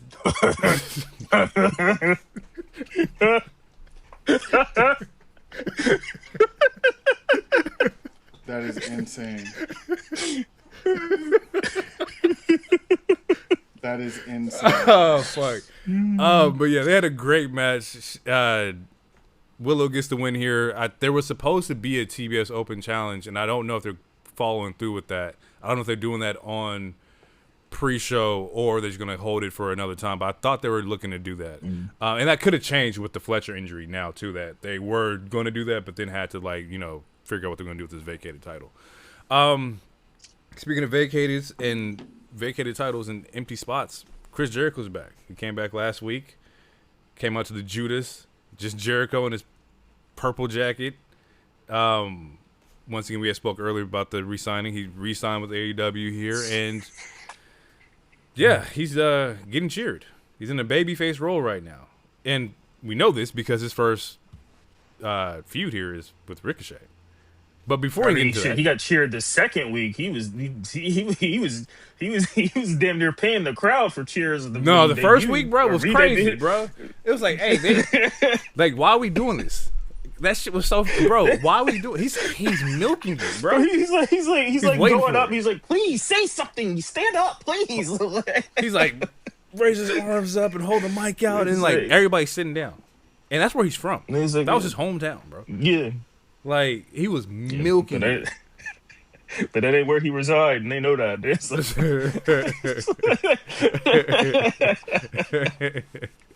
I do need to see what it sounds like out of Canada right now. They're doing this run in Canada, so he's getting like the pops. But I need to see what do the state fans have to say. What's going to sound like? What's Chattanooga? I think he come back. I think Seattle will be the first show they like stateside. As long as he's going against Ricochet, he'll continue to get cheered. Fuck. He called it. He said he took his hat off. He said, "Wow, you're really bald."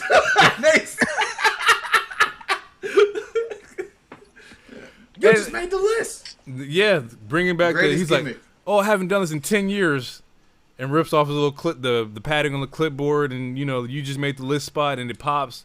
I get it. Going back to what worked for you, like it's an easy one to like fall into. I'm hoping he doesn't continue to do it.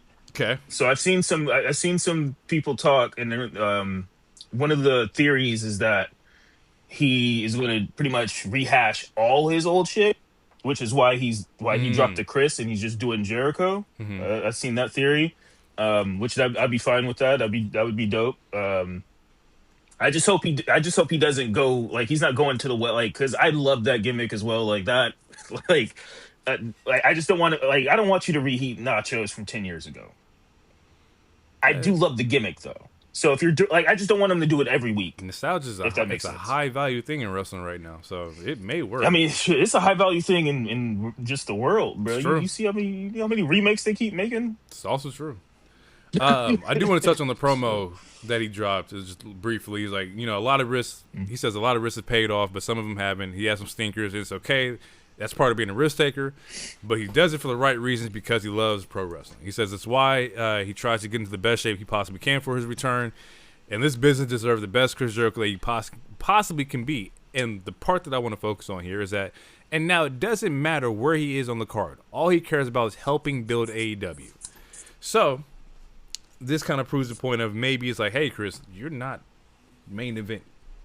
So we're going to put you where we're going to put you, but we can't have you in this upper tier area anymore. Maybe this is what it looks like when you got to, put Chris Paul on the bench, right? Like, we're going to sit you down over here and work wherever you want to work. And I hope that's the case with Jericho. Not saying he can't have good matches, but a lot of it he was trying to take up starter minutes, and we need you to have bench player minutes, role player minutes.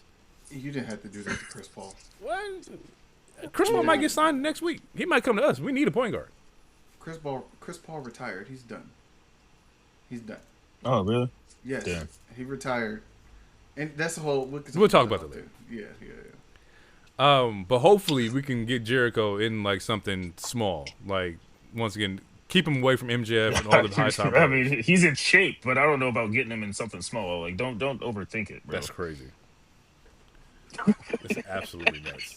This nigga is wild. Woo! Promo after like the Bucks had a match later on the day or later on in the card, but it just got announced that it's going to be Bucks versus Okada and Konosuke as a team because Callis is trying to like get them to like, hey, I want y'all to take care of the Bucks. Konosuke's like, I'll do it, but I want his belt. And Callis is like, fine, if you guys can team up at Double or Nothing, you'll go 1-on-1 for Okada's belt. Pippen and Jordan is his thing. He's like, I have the Bulls. It's Pippen and Jordan here. And they have this whole bit where Okada says that he's Jordan and Konosuke's Pippen. And Konosuke flashes the fuck out because you got me fucked up. DT, you look like you had something you want to say. Yeah, much like Jerry Krause came down from the GM seat and told Phil Jackson, regardless of what he did, he was fired. Don Callis needs to be fired. That's just how I feel. I don't have I don't have no hot take. I don't have no booking reason. I'm done. Soon as I seen him say, I'm like Phil Jackson, I like when my players fight. Go fix your teeth, nigga. Okay. I'm here for it, man. I've been saying this for a while. I want him off my television. I don't like. Why do I see him 85% of the Dynamite show? Why do you have 85% of the roster on your stable? Bang, niggas. I swear I said this on episode 90, and y'all was calling me crazy.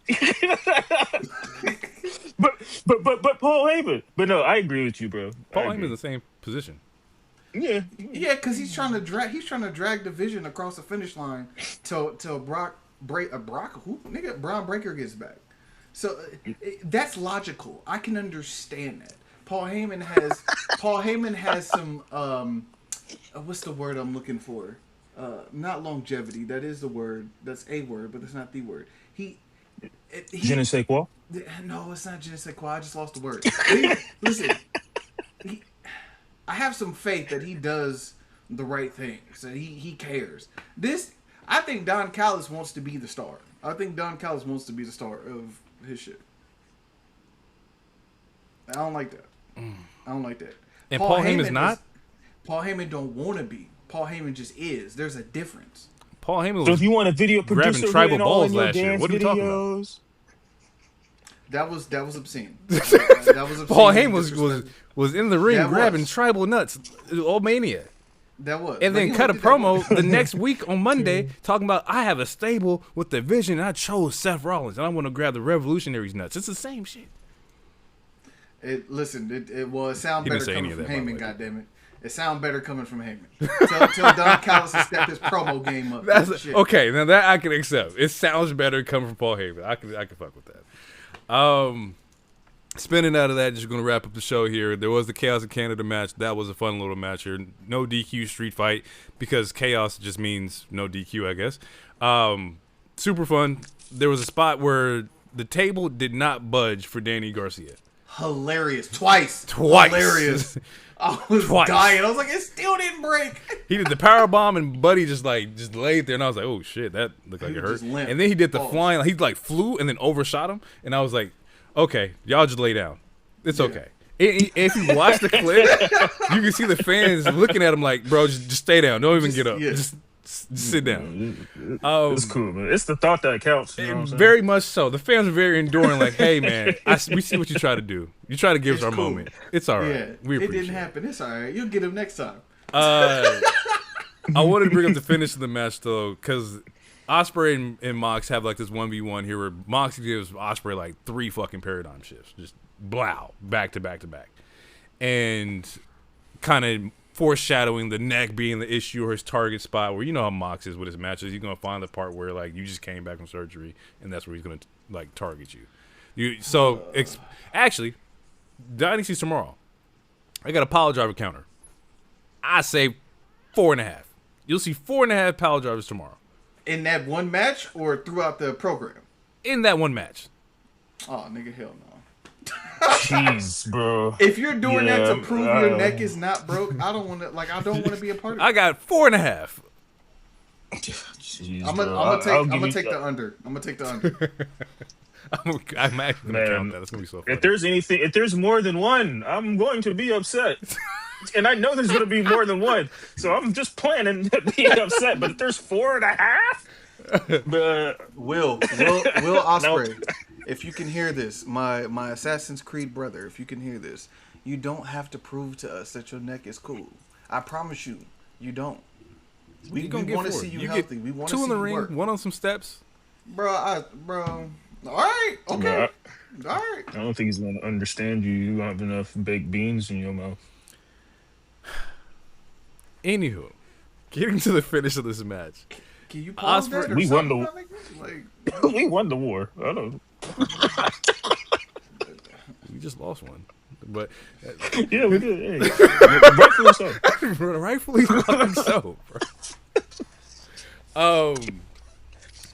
He takes the 3 paradigm shifts here, and Newman's the one who saves him. Comes out, gives him Mox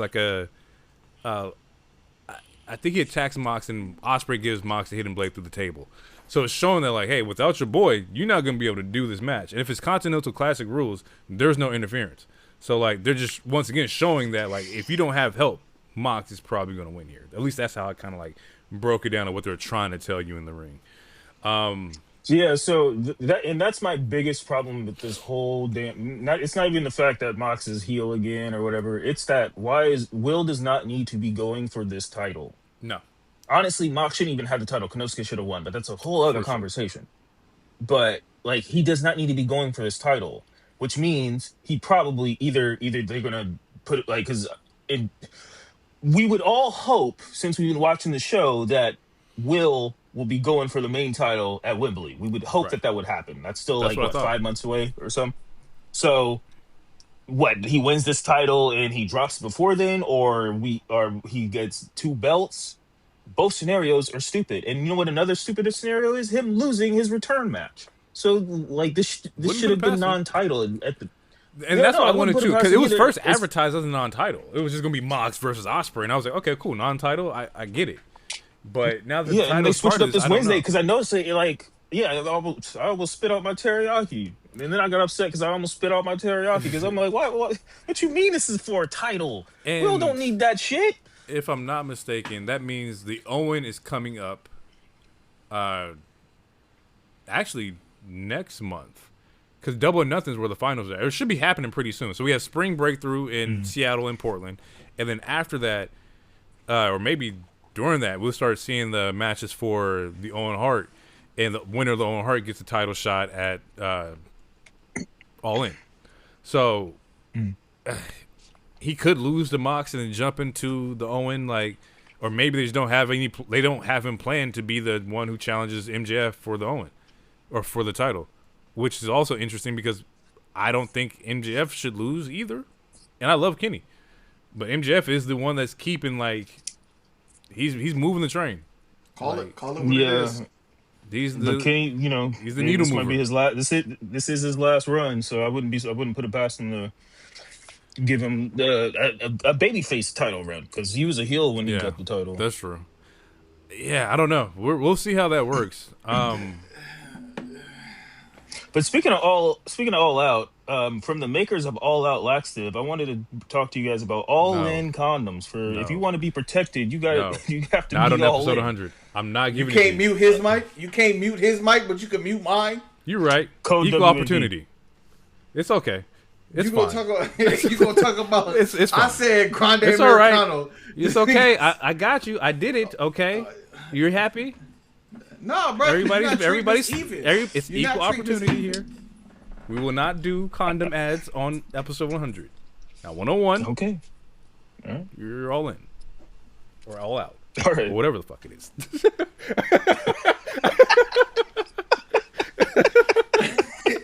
And he just slid that one in. Like what? It was like And with All In, you could do the same thing.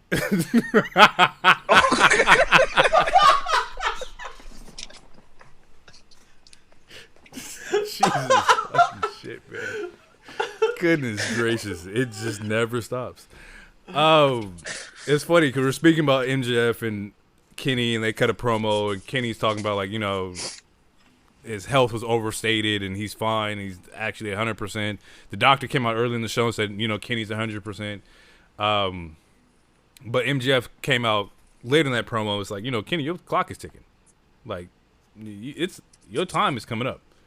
And if you're not ready to battle with me at 100%, then it's just not going to work. Like, I'm about to run right through you. Kenny offers hey, we can just do a handshake here. Just shake hands. As this is the last time we ever be cordial with each other, in the ring, and let's go for it. Kenny goes for the hand. MJF looks at attack. Kenny counters with the V trigger, and takes his ring. Hey Max, I've been watching you. I've been studying your tape. This time around, you're gonna have to try something different because I know all your moves here. And that was pretty much the show here. Overall, enjoyed the show. Thought it was great. I do want to jump into Dynasty predictions, though. So if you guys, wouldn't mind humoring me with what we're looking at here. Yeah, before we do that, I want to state two things. Shout out to AEW for the 2 video packages. If I was someone who, for the most part, I don't know anything about the early stages of AEW and the history behind why these 2 individuals in the main event are so pivotal, you letting me know why MJF is considered the devil or demon of pro wrestling, and letting me know why Kenny Omega is considered the god of pro wrestling and all of his monikers and all the places that he dominated, etc. Fantastic fucking job. Fantastic job. I really appreciate that. And then secondly, I need MJF to pull out a different trick at the end of his match so he continues to be the dirtiest player of the game and continues to hold the belt. And he can then tell Kenny Omega, just because you study me don't mean you know all my tricks. Fair. Yeah, I think that would be good for good character growth for MJF, is that I'm doing something different now. Mm-hmm. Match card here. We do have pre-show stuff, and it's actually kind of interesting. We didn't talk about it, but Megan Bayne and Lena Cross are the women's tag team champions. They look fucking amazing. The visuals of them, together with the belts and everything, fucking fire. They're also wrestling high-end in Maya World, which is a huge pull for them. Talk about somebody who just steps up after somebody doesn't want to work, and now you guys were doing your first pay-per-view. Shout out to them. Let's talk FTR versus Cope and Cage for the tag belts. I hate it for my soul, but it's going to be CNC. Going to be a great match, but just the fact that this has to be for the belts. Yeah. Go ahead, Hero. You go ahead. Oh no, yeah. That's it. I meant, CNC, and let's get this over with. Yep. Like Because I'm over this CNC, feud. the Bucks at All In. Like I know where you're going. It's just how we get there. Yeah. Congrats to y'all reuniting and working together. That's all I got to say. Mox versus Ospreay. I think we kind of already touched on this a little bit here. I purposely would like to see Mox just return if Will Ospreay is going to be the one going to All In for the belt. So I'm going to Mox here. If this, Oh, go ahead. oh Sorry. yeah, okay, yeah, I'm going. I'm since it's for the title, I'm going Mox too because Will does not need this title. I'm gonna be on my own. I'm gonna say Osprey. Okay. They can TK book away for him to lose the belt before it happens. So I'm just gonna say Osprey. That's his first match back. It's true because we Yeah, saw he should win. fucking He should win. Ciampa He should lose it win. in a week, in 2 days actually. Brother. So it's possible. Idolo versus Darby. If Darby wins, he receives an AEW World Championship match. Come on now. You know what it is. I You know. already know it. I'm rocking with the ladies, man. That's how I'm feeling. Yeah. So since I'm choosing Kenny, spoiler alert, I'm going to choose Andrade for this because I think we get that rematch for the title. Yeah, and I feel like But Kenny wins. if I'm not mistaken, we've already been here before with Darby in the title like opportunity. He doesn't need it. I'm going Andrade. Yeah, Andrade. He doesn't need it before Will at this point. If Will is the and Wembley is the end game, then yeah, Darby's just going to have to wait a little longer. I just Shouldn't don't climb the even- mountain, bro. I don't see the. I think the roster has maybe moved a little bit past Darby being the champion. I think that we have people here who could fill that void. Like you said, last year was perfect time to do it. We're looking for somebody to take it off Mox. Like we're looking for somebody to be that catalyst, and it was Hangman, of course. But I think we're moving a little past that. Tekla hater. Tekla, I don't see anybody currently stopping her reign right now.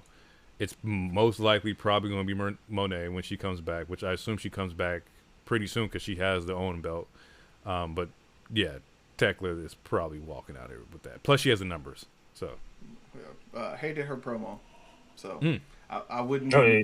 People were saying she was drunk, and I'm like, Okay. they were like, seemed like they were happy about that, and I'm like, why would you be happy about that if that's true? I missed the promo. It's kind of hard to predict a winner for a Casino Gauntlet match, but do we have anybody you would like to see be the TNT champion? Ciampa. Shelton. He shouldn't have lost it. Yeah, Yeah, Sheldon that's be true. cool. He should be going into Dynasty as the. And we didn't talk about that either. They came back. They were today. Yeah, Hurt Business came back in action today. Also announced last week they were looking for a new member to add. So we're getting a little sneak peek or probably a baby build on, them looking to add a member. And I think that's a good idea. Just in case one of them does get injured, you can still kind of move and operate the Hurt Business. We seen that when Bobby went down, Sheldon kind of went out because like I don't have anything currently to do. Which I think is kind of crazy because Sheldon's a great singles wrestler, but I understand you want to do everything in the Hurt Business kind of like world there. So hopefully we'll see who the fuck they add. I don't have any ideas of what they're going on or who they're going to add and how they're going to get them into the group there. Will they be black? Find out in the next episode of Dragon Ball Z.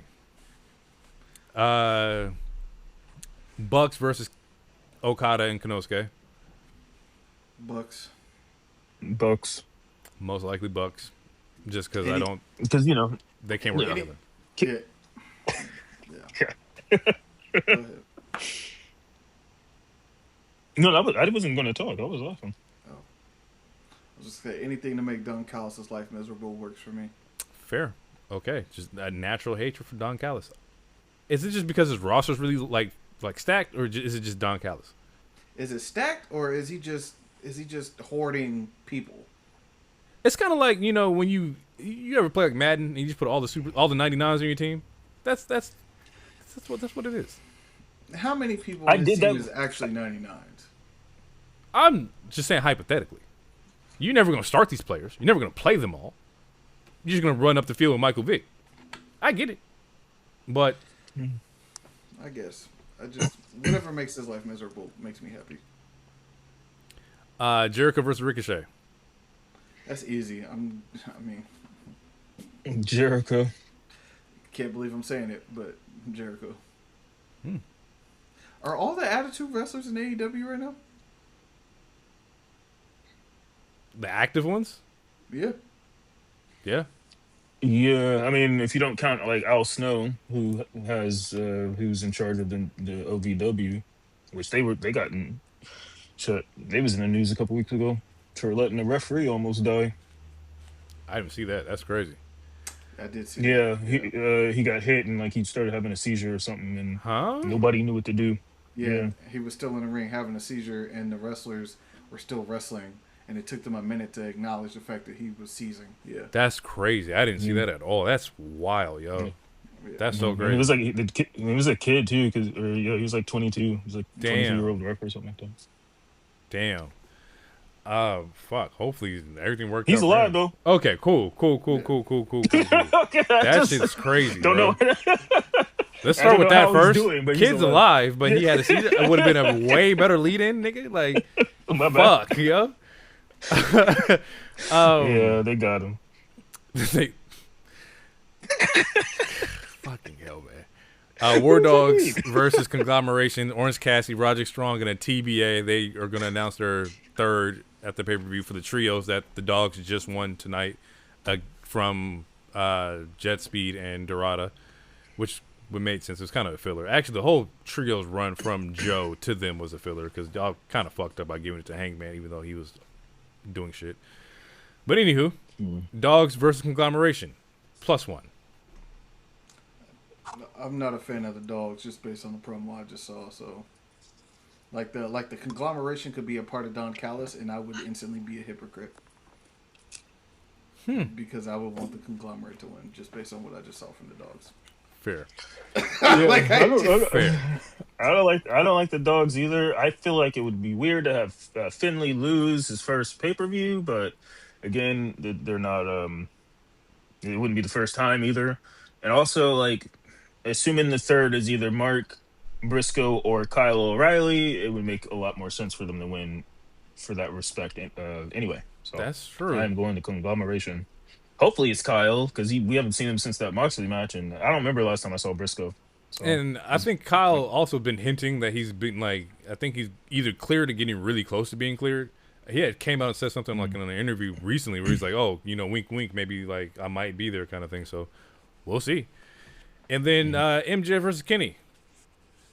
My vote was MJF. I'm gonna go Kenny. Definitely MJF. Okay. And there you have it, people. There's our predictions for Dynasty. We're going to wrap this up with SmackDown talk here. Because what would we do if we couldn't talk about Pat McAfee and the shit that's going on here? Before we get into Pat, huge shout out to Royce Keys for his debut against Berto. Shout out to the man coming out and wrestling. I've seen a lot of chatter, a lot of people like, "Oh, where is he at? He hasn't been on stage." I was one of those people like, "Hey, he hasn't been fucking wrestling. He's been on main event, getting his reps up before the show in front of the live audience. I respect it, and we finally have a debut. Hopefully, we figure out what we want to do here with Hobbs or my bad, Royce Keys." Well, unfortunately for Royce Keys, he got approached by Solo. So hopefully it is a 1v1 and not him getting involved with the MFTs and the fucking Wyatt 8. Yeah, that wouldn't fit at all. I thought it was a solid debut. The music is cool. He needs some pyro. But yeah, no, I thought it was a solid debut. Berto did good. It was a gentleman squash. Yeah, I thought it was cool. And this is no shade. It's gonna sound like shade, but it's no shade. But I appreciate because I didn't listen to the Stephanie McMahon podcast, which he talked a lot about his life. But with the opening, with the video package before the match and whatnot, I feel like I learned a lot about him in just that 15-minute segment than I did the last 6 years. at his last promotion. He did the same promo in AEW. I, The exact same one. it's not. The The exact writing same. I'm wasn't as talking well. word The for video word. package. That Hey, then man, say they that. made Then it- say the video package is what helped put it all together. But the Oakland thing That's has what been that's a what I was thing. saying. Yeah, no, I know he's been from Oakland, but I'm just like, it just feels like the way it was shot. It makes you feel more. It felt more real to me. It Oh, felt, they gave you the it was goddamn well- it was- ESPN draft fucking story. Now you feel like, oh, he was shot in Oakland with a hard, struggling black man that came from a crack-ridden family. Not talking about Hobbs, by the way, And but just like This It makes you. Where they- It where makes they you do into the the- character. this first round draft pick had to survive his parents dying, Bro. his grandmother getting cancer, just to make it here. every fucking year.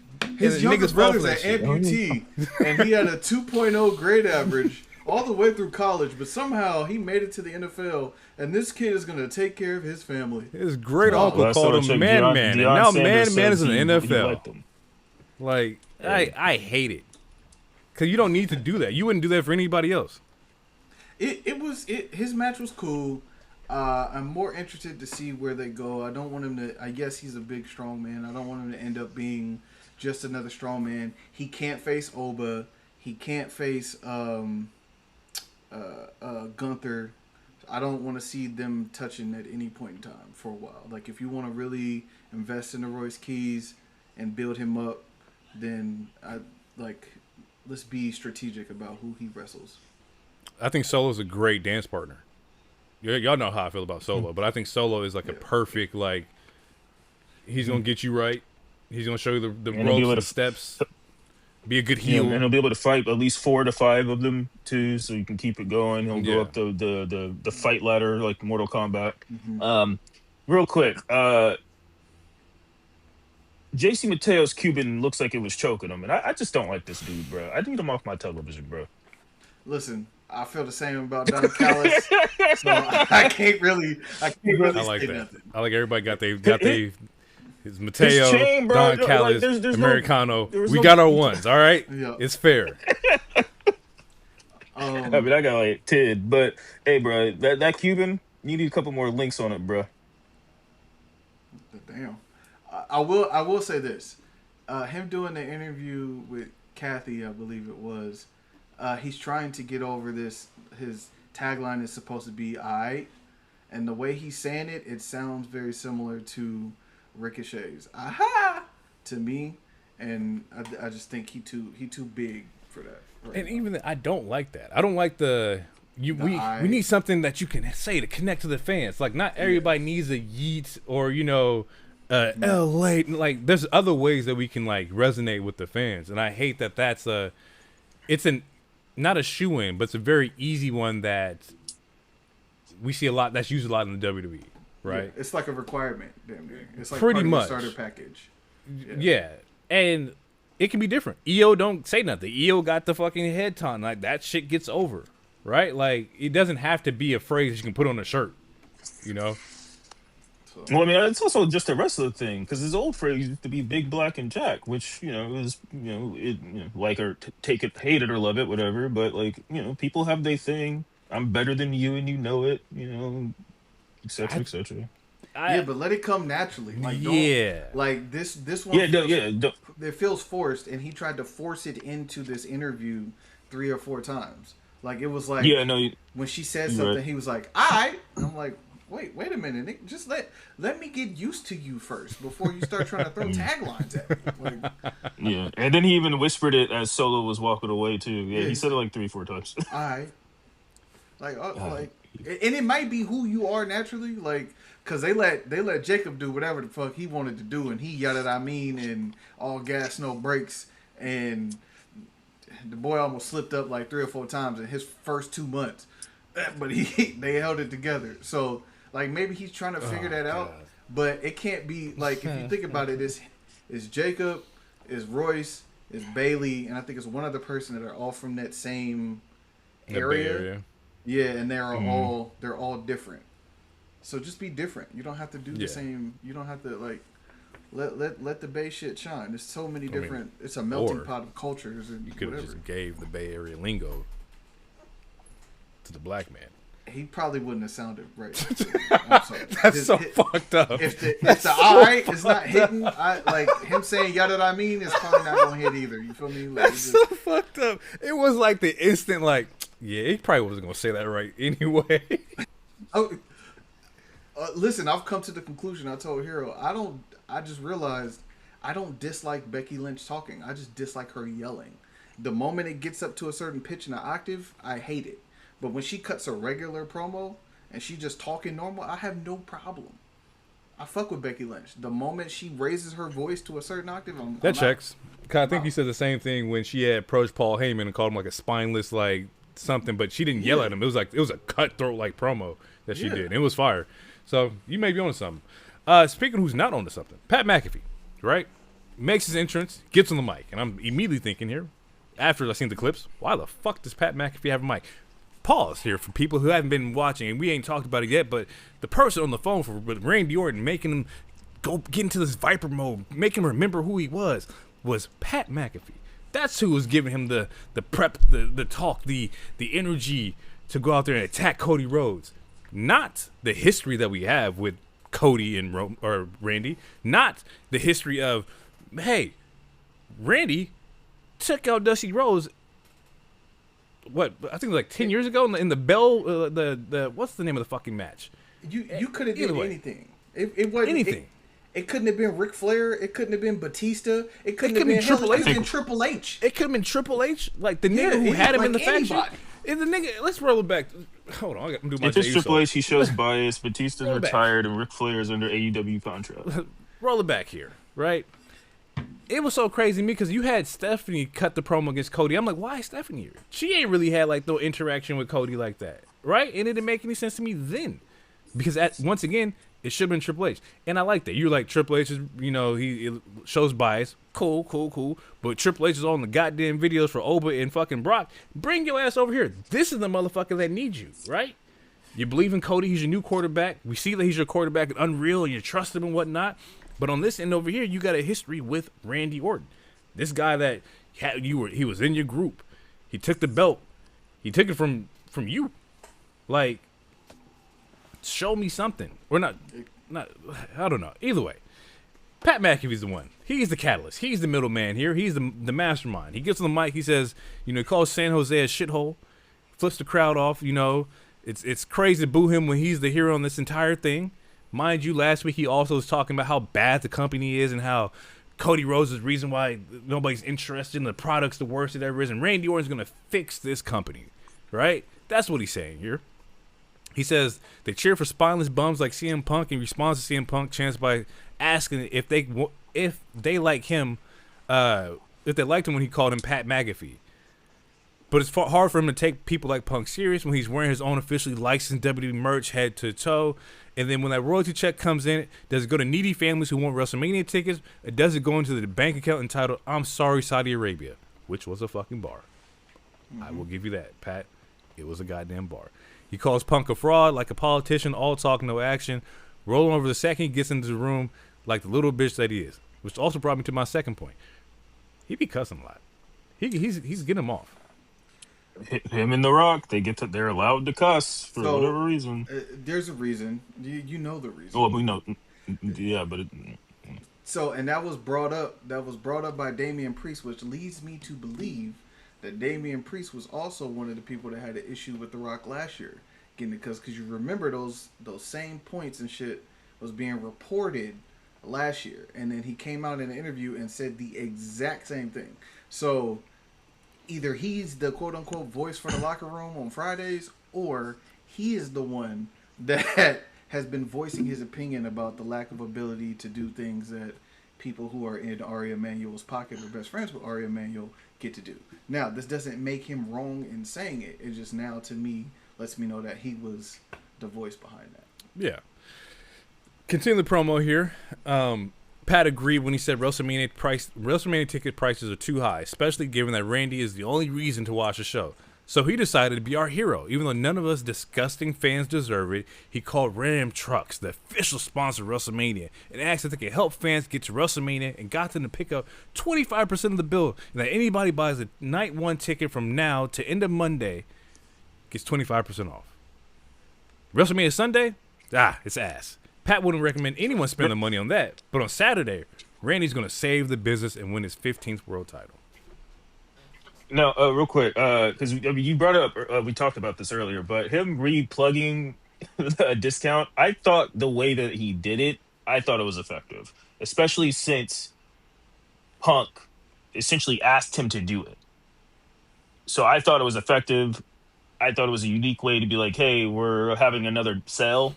I just wanted to say that part. I thought it was effective. You know what? I think it's still stupid.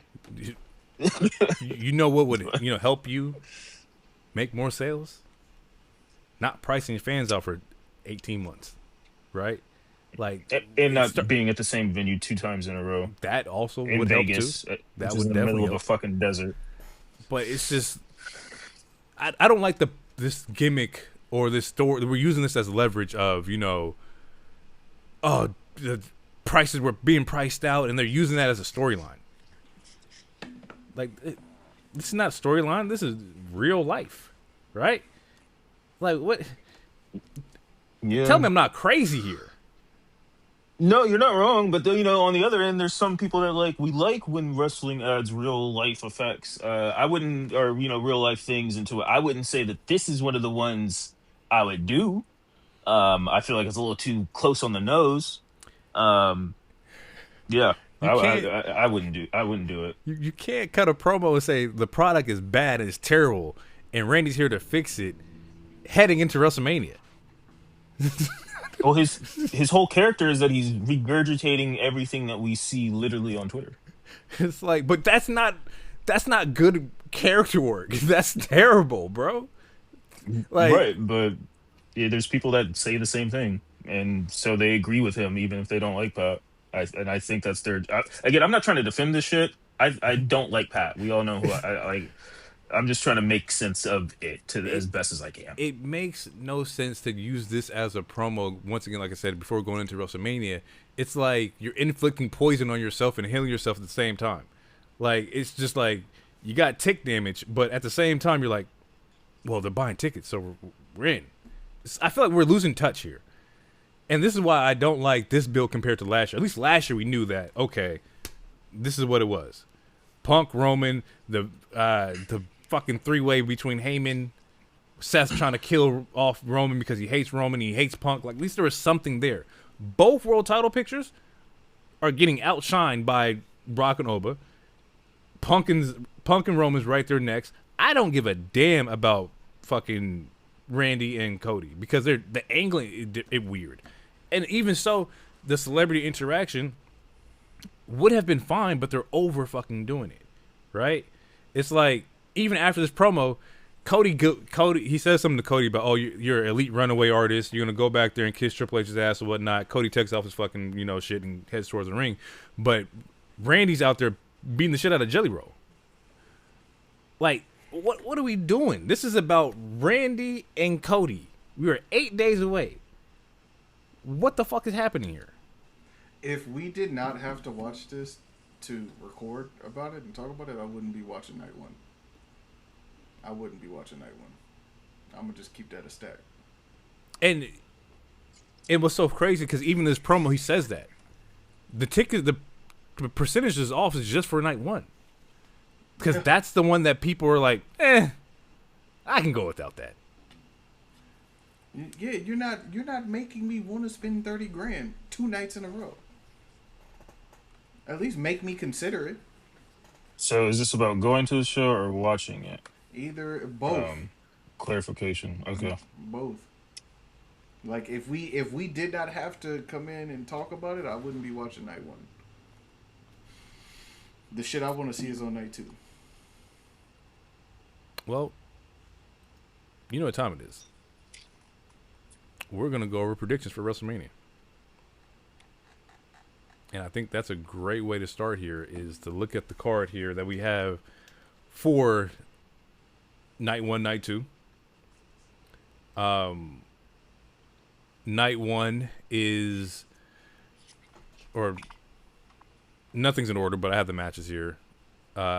Vision, Logan Paul, Austin Theory, Speed versus the Usos and LA Knight. Who we got winning that?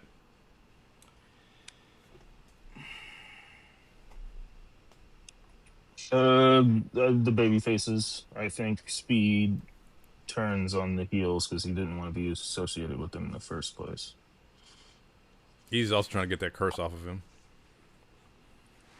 Yeah, Usos. Yeah. And LA Knight. And let me pause something too. I don't want to look like I hate all fucking celebrity interactions. I don't. I do shout out Jelly Roll for the work that he's done. That's something I did seem unreal that I did like. Also, I like Lil Yachty with Trick. I don't. I like you. I think Yachty should be a manager. I I'm like thoroughly it. enjoyed. I don't like Lil Yachty's voice. I think that's why it works. I think if his voice wasn't that, it wouldn't work. I think his voice is the reason why I like it. Same. Do you listen to Lil Yachty in your personal life? One song, and half of it has J. Cole. I don't think I have a single song of his on my phone. That wasn't Besides a dig. maybe, That wasn't besides a dig. maybe broccoli. I just wanted to know, like, if you're used to his voice, so maybe that's why you're. But I'm Gucci. I'm good. I like even if like without the voice, I like the look of like that's his manager.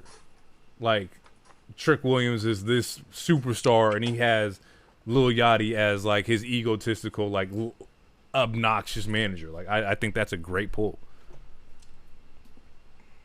I think he's the wrong one to do it. Do I have a suggestion for who should be doing it? No, because if it was me, he wouldn't have a manager. Trick can talk on his own. True. That was true. especially against Sammy. Like, he was fine. Yeah, we didn't talk about Sammy that either. coming up. Sammy getting booed is what happened? He's turning heel. Yeah, he's been. Well, turning yeah, I get heel that, for a but while. But also Trick, he's the perfect opponent for it because Trick is over, and people want to cheer for Trick. People don't like that. People probably don't like that Sammy took advantage of Mello. That's probably how they view it as well. But he's been turning heel because he let Cody get in his face and essentially call him a bitch, and like make up your mind. That just happened 2 months ago. Cody dead ass was like, "Yo, stop bitching to me and do something." And he's like, "All right, fine, I will." And then he's been turning heel forever. So, okay. Getting back to the card here, Jacob Fatu, Drew McIntyre, unsanctioned. it's a shame that that's on night one. Should be a good match. Okay, real quick. So Stephanie Valkyrie and Liv Morgan doesn't interest you at all. Seth versus Gunther doesn't interest you at all. Jacob and Drew doesn't interest you at all. That's 3 right there on night one. I didn't say they weren't going to be good matches. I said I'm not. If we did not have to report on it, I would not be watching it. I just listed you 3 matches that seem like something you would want to watch. That doesn't change what I said, though. Continue, Loner. Unsanctioned, I'm gonna go Jacob. I think that's my. Yeah, I think I'll my go choice. Jacob. I think I'll go Jacob too. Speaking of Valkyrie and Liv, I got the women's titles changing. I think one of the two will change. I think Liv gets this one. Once again, the numbers. I just think that she has the numbers. Fuck. I think I'll go Liv too, only because I feel like Stephanie would benefit from the chase. Yeah, I think. But I don't. No, fuck. Yeah, I'll go Liv too. I'll also go Liv. And if I'm not mistaken, the women's winner for the Rumble last year didn't win last year. Because that was Charlotte, Yeah, right? Charlotte. Yeah, so, yeah, this makes sense. AJ Becky. Wait, DT. Oh, yeah, my bad, DT. Yeah, y'all skipped over My me fault. twice. Y'all good. You're good. I just think, Well, who do you have, nigga? What you got? I'm about to go. What you got, I'm about nigga? to go Shit. right now. McIntyre's gonna lose because he's going to go film a movie, so McIntyre's gonna lose. I forgot about that. I have Vakir winning because if I have Vakir winning that match, And I already said I had the Usos, and those are the three we talked about. And you said Becky and AJ. I don't know. I don't know. I'm gonna go AJ. Uh, AJ only for the. I want to see the AJ run of like once again. I think we have talked about it. Y'all have mentioned it a couple of times, just running through the people that you inspired. So I want to see that. I think I want to see AJ versus Roxanne for the belt. What do you do with Becky? That's a great fucking question. Because she's been hovering around this belt forever. So what do you do with Well, Becky? if Stephanie retains, then I would do Stephanie and Becky because Stephanie needs more heaters to make her more popular, and Becky is really good at making people look good. One of the things that they had mentioned in the Jade interview on the Joe Pod was that, or Jade had said, they book which one or they book feuds based on who makes the most money, which ones are going to be the most profitable here, and as interesting as it would be to see Stephanie versus Becky, I think once again the money matches are Becky versus Liv, even though we've seen it already. You just go back to that well because you know for a fact it's an engagement piece that you can stretch out, over 12 fucking weeks, 8 weeks, 4 They're weeks, both 6 weeks, heels right whatever. now. Like, it still wouldn't stop the money aspect though. I think they overlook heel face for money.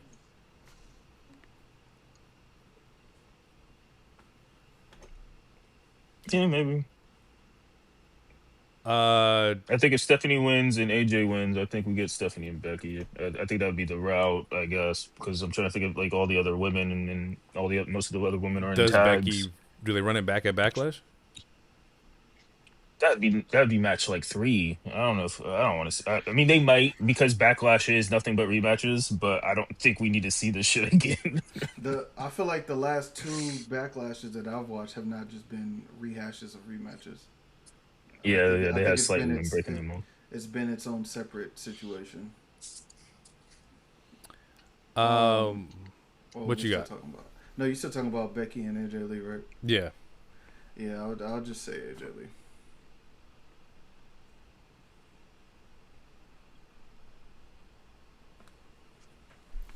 Uh, Women's tag. yeah, Nia Lash versus Charlotte Bliss versus Bailey Lyra versus Bella Twins.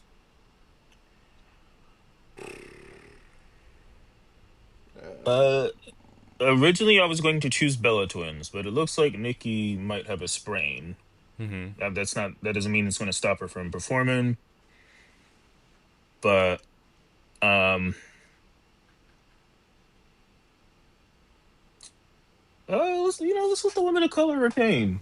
Second choice Mm. is Bailey and Lyra because Bailey could use a win since she was off of last year's Mania. But I'm gonna go with Lash and Nia retain. This was interesting because I did hear the injury reports or rumors about the Bella Twins, and how like if Nikki was injured and unable to compete, they were just gonna swap in Asuka and Kyrie. So if that's not the case and Bellas are healthy, I would love to see Bellas like get a shot at Mania. That would be kind of fire to me, just for like the moment. But I'm leaning Bailey Lyra. I think I want to make last year right, so I would want to see Mm. Bailey and Lyra get it. DT. Um, the ones that have the most story are Charlotte and Lexi and Bailey and Lyra. Um, I don't know if they're gonna rehash the Bailey split personality thing. It seems like they got away from that. I don't know if her losing brings us back. I don't know. I'm just gonna say Charlotte and Lexi, even though I would probably prefer Laya. Who is Laya? I would probably prefer Naya and Legend to win, but I think as far as story is concerned, um, those are the two teams that have the most story, where you can get something out down the road. Seth Gunther. Gunther. I already said why earlier in the program. Seth Rollins, and I said why earlier as well. Seth versus Gunther. Who do I think wins? The true wrestling fans. That's why I chose here. This is gonna be a great fucking match. What a cop out. Pick one. We win. We win. We win. We win. The ones who want the grabs. Man. Same thing that H said earlier is that like to come back off of injury and lose, I just don't. It doesn't make any sense to me. Like I don't want to see Seth come back and lose. And okay, any possibility that Braun spears him? Yes. Okay. Yeah, but Yeah. I don't want. I think it happens. I think it happens Monday. I think it happens Monday. No, so you don't ruin this match with a fucking interference, man. I'm you know not what saying they you're talking won't do it. They will do it. They can you know do what it. fucking talking about? I know. It's I have hope, WrestleMania. though. There will be interference. It could be as simple as you said, you're doing me a solid, so I'm gonna do you a solid and secure your victory. And now I don't owe you any favors. Oh no, but you do owe me a favor, and that was I didn't need help. That feels slimy, bro. I need this one to be clean cut. If you can give me 20, 25, 1v1s, no bullshit, in it. So I got Seth. If that's the avenue we're going with, Seth. If there's shenanigans, Gunther. That's how I feel. Cody Randy. If Orton loses, Pat will leave the professional wrestling business for good. Oh my god. Shouldn't be stipulation. Shouldn't even be there. Pat, we don't give a fuck. We honestly do not care. No, I never wanted you to return. I didn't want Cody to be in the championship match. I wanted Drew to be here.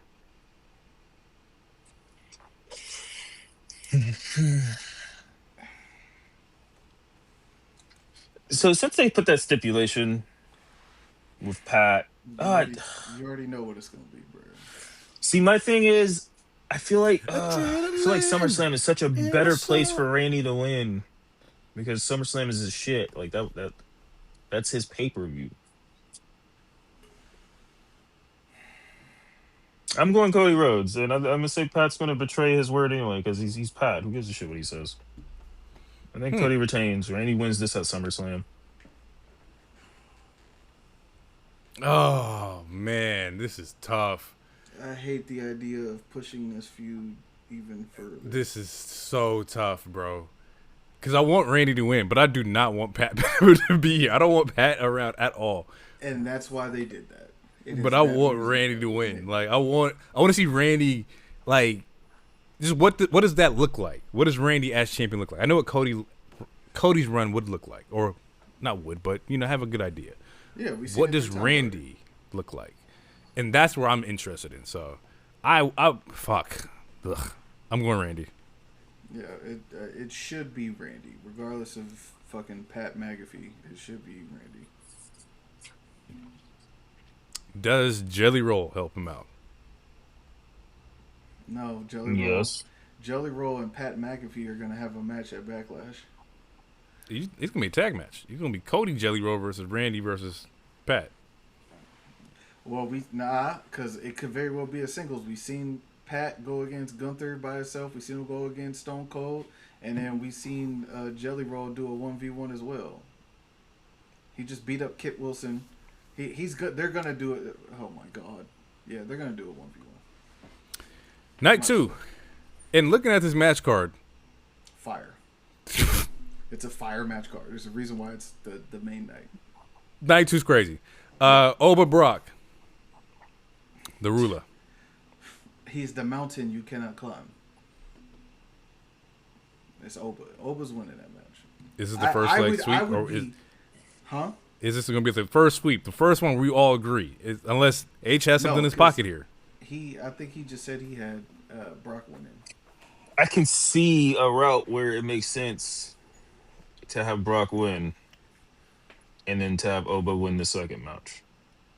Because Brock has been getting he's been taking a lot of offense. He has not gotten a one-up on Oba yet. You are correct.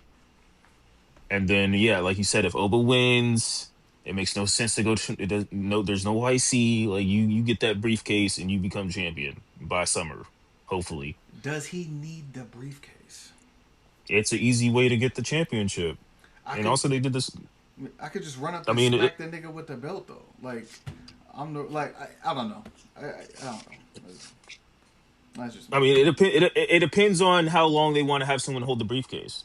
Like, do they want to have someone hold it as long as like Tiffany, or do they want to have someone cash in relatively soon and just call their shot because they're that big and bad? I don't know. It's just a quick, like, if they want to get rid of it, because a lot, like, it doesn't seem like Triple H likes having the briefcase out a long time because it can hinder a story and whatnot. So I wouldn't be surprised if they put it on Oba and he cashes it relatively extremely soon What, or that something same like night? that. But He's just successful. it didn't. I mean, it doesn't have to be the same night. It could be the next. It could be the following show. But also, I agree with you. He doesn't need the briefcase because he's over and people already like him. It's true. Especially if he beats Brock. So, yeah, you're not wrong in that either. I'm gonna go Oba, but I can see them doing Brock. But I'm gonna go Oba because I want him to win. I want him to win. I could too, but off GP, I gotta go. Gotta go Oba. Yeah. I just want to add this in here. So, I have Oba doing, like I told her before, I have Oba doing something we haven't seen or that I believe we haven't seen, and even if it's for a brief second, I have Oba taking Brock Lesnar to Suplex City. Over or under, how many suplexes? Oh, for the whole match? Let me go 8. I'm gonna go 8. 7.5. 7.5. Make it a number we can bet over and under on. Fine, I'll go 6 because I was gonna do 7. I'm gonna choose 7. You was gonna do 6 or 7? 5. Okay. Yeah, 5. And I don't expect this match to be long. I'm going 15. 20 max. tops. 20 tops. Max. Yo, tripping. This shit is gonna go fucking 8. Here's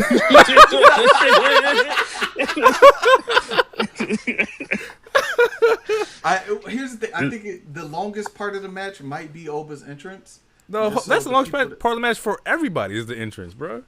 Bro, I'm calling. Yeah, 8 minutes without entrances. Okay, wait. Let's look. Just real quick. Let's just look. It starts at 3 p.m. Okay. The first entire hour is free, which means it has to at least be 30 minutes. So it's probably really going to be 25 minutes. It'll probably be 20 minutes, and then the latter match is going to... Yes. It's probably going to be a 20-minute match. Huh? Nah, Brock is not working a 20-minute a big man. Been out the mud. We're talking about big meaty men. Did you say this is out the mud? He said Brock is going for 25 minutes, y'all. It's been real. It's the wave. He out the mud, y'all. Like, what? 20 minutes, bro. 20 minutes. Nah, bro. And I think 8 of that 20 minutes is gonna be the entrances, but mostly Oba's. 8 minutes of entrances, nigga. You got 15 minutes of entrances. Okay. We'll see. Penta, Javon, Dragon Lee, JD, Rusev, Ray for the IC. Is it time for Penta to lose it? I'm going Javon. And I Penta also would love to see Javon. Yeah, Penta is not going to get pinned. It's a ladder match, so it takes nothing away from Penta. I want to see Javon get it, and he's managed by Kof. I would love that. The young OG been talking to an OG, and fucking Xavier's out still. So managed the young OG being managed by one of the greatest IC champions. I would love that. Man, Javon would be sick. I would not be mad at it. I am gonna go Penta retains. I'm going Penta retains. What if he just gotta do pyro? That nigga is too cool, bro. He is. He is. He's the coolest fucking wrestler on the planet right now, in my opinion. Optic wise. What if Ray accidentally stops Penta from being able to get the belt? Oh, bro, he's been time to take him out, bro. He's been talking about how he wants to wrestle Ray. He's talked about it a bunch of times. So, and I told you where you got to do it at. Please tell me where. Oh, do it. Actually, the belt is being defended in AAA against what is it, Vikingo? Vikingo. Yeah, El Hijo de Vikingo or whatever. So he is defending the IC title. Is he doing that tonight? Did that happen already? All right, whatever. It don't matter. Jade versus Rhea.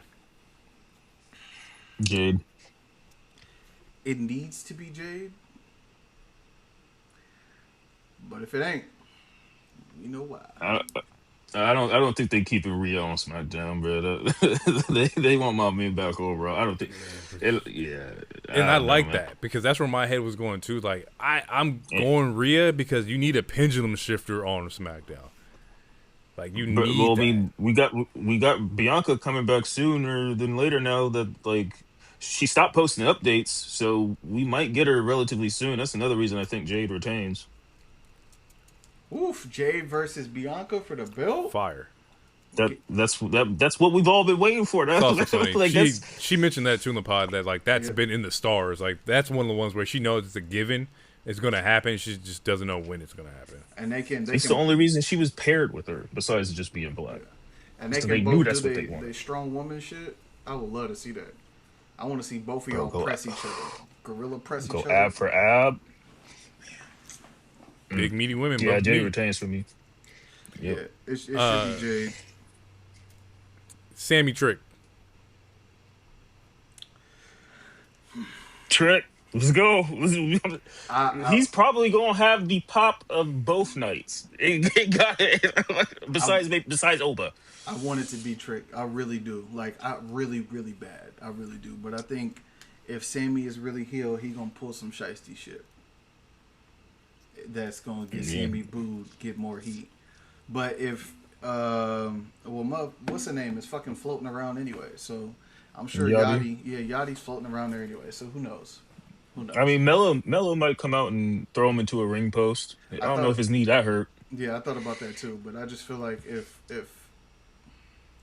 if Mello is really hurt, then I feel like to make the story go longer, you kind of gotta have Sammy cheat if he's gonna commit to the heel bit. So, Yeah, no, I feel it. and especially if Javon wins, they're not. Yeah. Yeah, that's too many belts on him. It's just I'd love how we're all rooting for everybody black. I love it. Yeah, bro. Of course. Always. I know I Always. love it, but we also got to temper expectations when it comes Be to realistic. WWE. If Javon gets this belt and Trick gets the belt on the same night, this might be the greatest WrestleMania of all time for me. And Oba beats Brock. We go 3 for 3. They're not doing 3 for 3. We gonna take it L.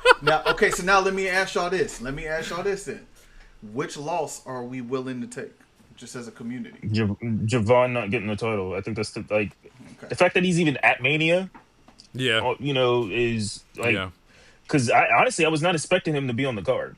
I'm glad that he is, but we knew Trick was going to be on the card. We knew Oba was going to be on the card. I did not expect him. So that's the one I would be the least angry Disappointed about. in, Because yeah. I also don't think they're going to go 3 for 3, and I would rather have Oba win, and I would 4 for rather 4. have So Trick we got to win. throw Jade in there, but Yeah. Or, I meant 3 for 3 in the sense of they all got called up at the same time. oh, okay. They're all the new they're all black, but they're also all the new call ups. Yeah. I think Trick doesn't need the US.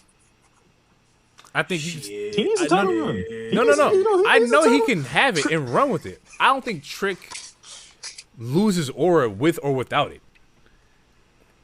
No, he's not gonna lose it. But what he could gain, what he could do for the belt. No, for sure. With shooting to a strategy, and I would rather see having a Trick. belt. I would rather see Trick with Him the having thin a Sammy. belt. Don't get me twisted. I just don't think that if he loses, it would hurt him the most because Trick is still going to be Trick. Oh no, it wouldn't hurt him if he lost, and which is why what DT said makes a whole lot of sense, especially if they decide to run it back. But we brought this up. We talked about this earlier. I just want to reiterate: Trick having a belt got TNA a TV deal. Facts. So I will never be facts. mad at him having a belt. Dust off to get the mean coat with the lemon pepper steppers in the U.S. title. Whew, come on, man. I don't know, Bro, but he was calling Man, it the with Yachty, Trick and A it could be good. championship. He called it the Trick and A championship, bro. But here's what should happen, and this is not my idea, but I am fully championing and standing behind this idea. If he is going to be Time out. Where the fuck is Io at on this card? She just got beat up by Jade. yeah, No. What the fuck you mean? She's got I understand she got beat up by. Where's she Hold at on, on this don't cut card? me off. Don't cut off this trick thing. No. What are we doing? Fuck that. Where is Io on this card? She's not on the card. Everybody can't go. We just got mad that Melo didn't make Io's not on this card. She ain't on the card. The card is here now. What we gonna do? Dishonor to you? Dishonor to your cow? Like, what are we talking about, bro? This nigga Mushu. My bad. Continue. My bad. I'm just looking at the card. I'm a little surprised here. Why? Everybody can't go. Shit, they clipped Bailey a week before, and she had a match. They clipped her a week before. If you could do that to Bailey, nah. For my love for Bailey, I'm not gonna say anything. Yeah, respect it. She's probably the greatest of the four horsewomen. For my love for Bailey, I won't say anything. I think if we're gonna, after the year that she had, it is kind of crazy. She ain't on the card. That nigga, god damn it, man! Like, come on, man! Come on, I man! will give you that. It is kind of because in backpacking. 2025 she was my wrestler of the year in Jansport. 2025. Jansport, yo. But anyway, please DT trick and A. Io and A.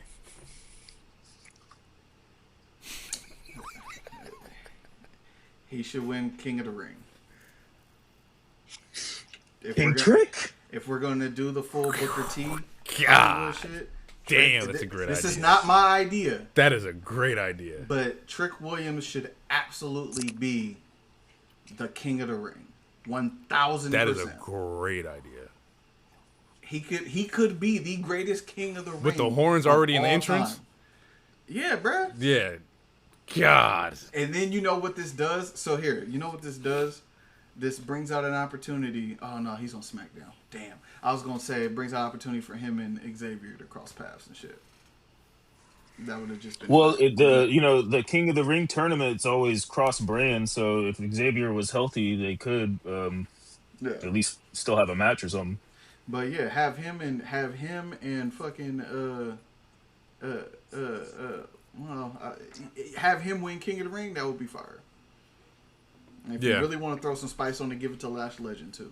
But have him winning King of the Ring would be fire. Yeah. And that's not my idea. I just want to know the reception of that in Saudi. Y'all getting WrestleMania. Fuck your reception. Is King of the Ring there? We don't know that. They did it once. They did the Crown Jewel. That's shit. true. That's true. I was just assuming that was in Saudi. That's me. My bad. My bad. Yeah, in New Orleans, since y'all just so giving with fucking PLEs. Dom versus Demon. Demon. Yeah, bro. Hey. Hey, I might if the Demon loses this, if the Demon loses a fucking third match, I will be all elite, my nigga. He gonna post it. It's gonna say Hero Dance is all elite. I create the graphic. I create the graphic.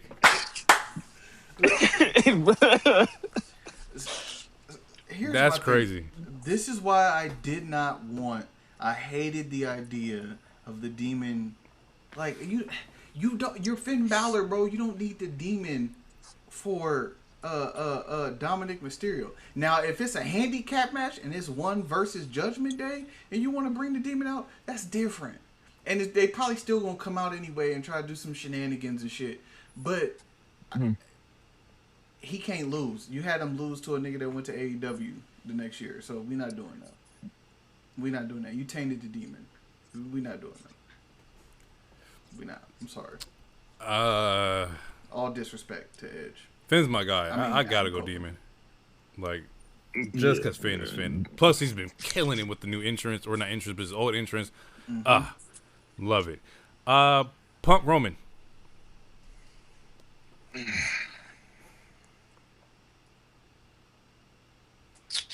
Boom, boom, boom.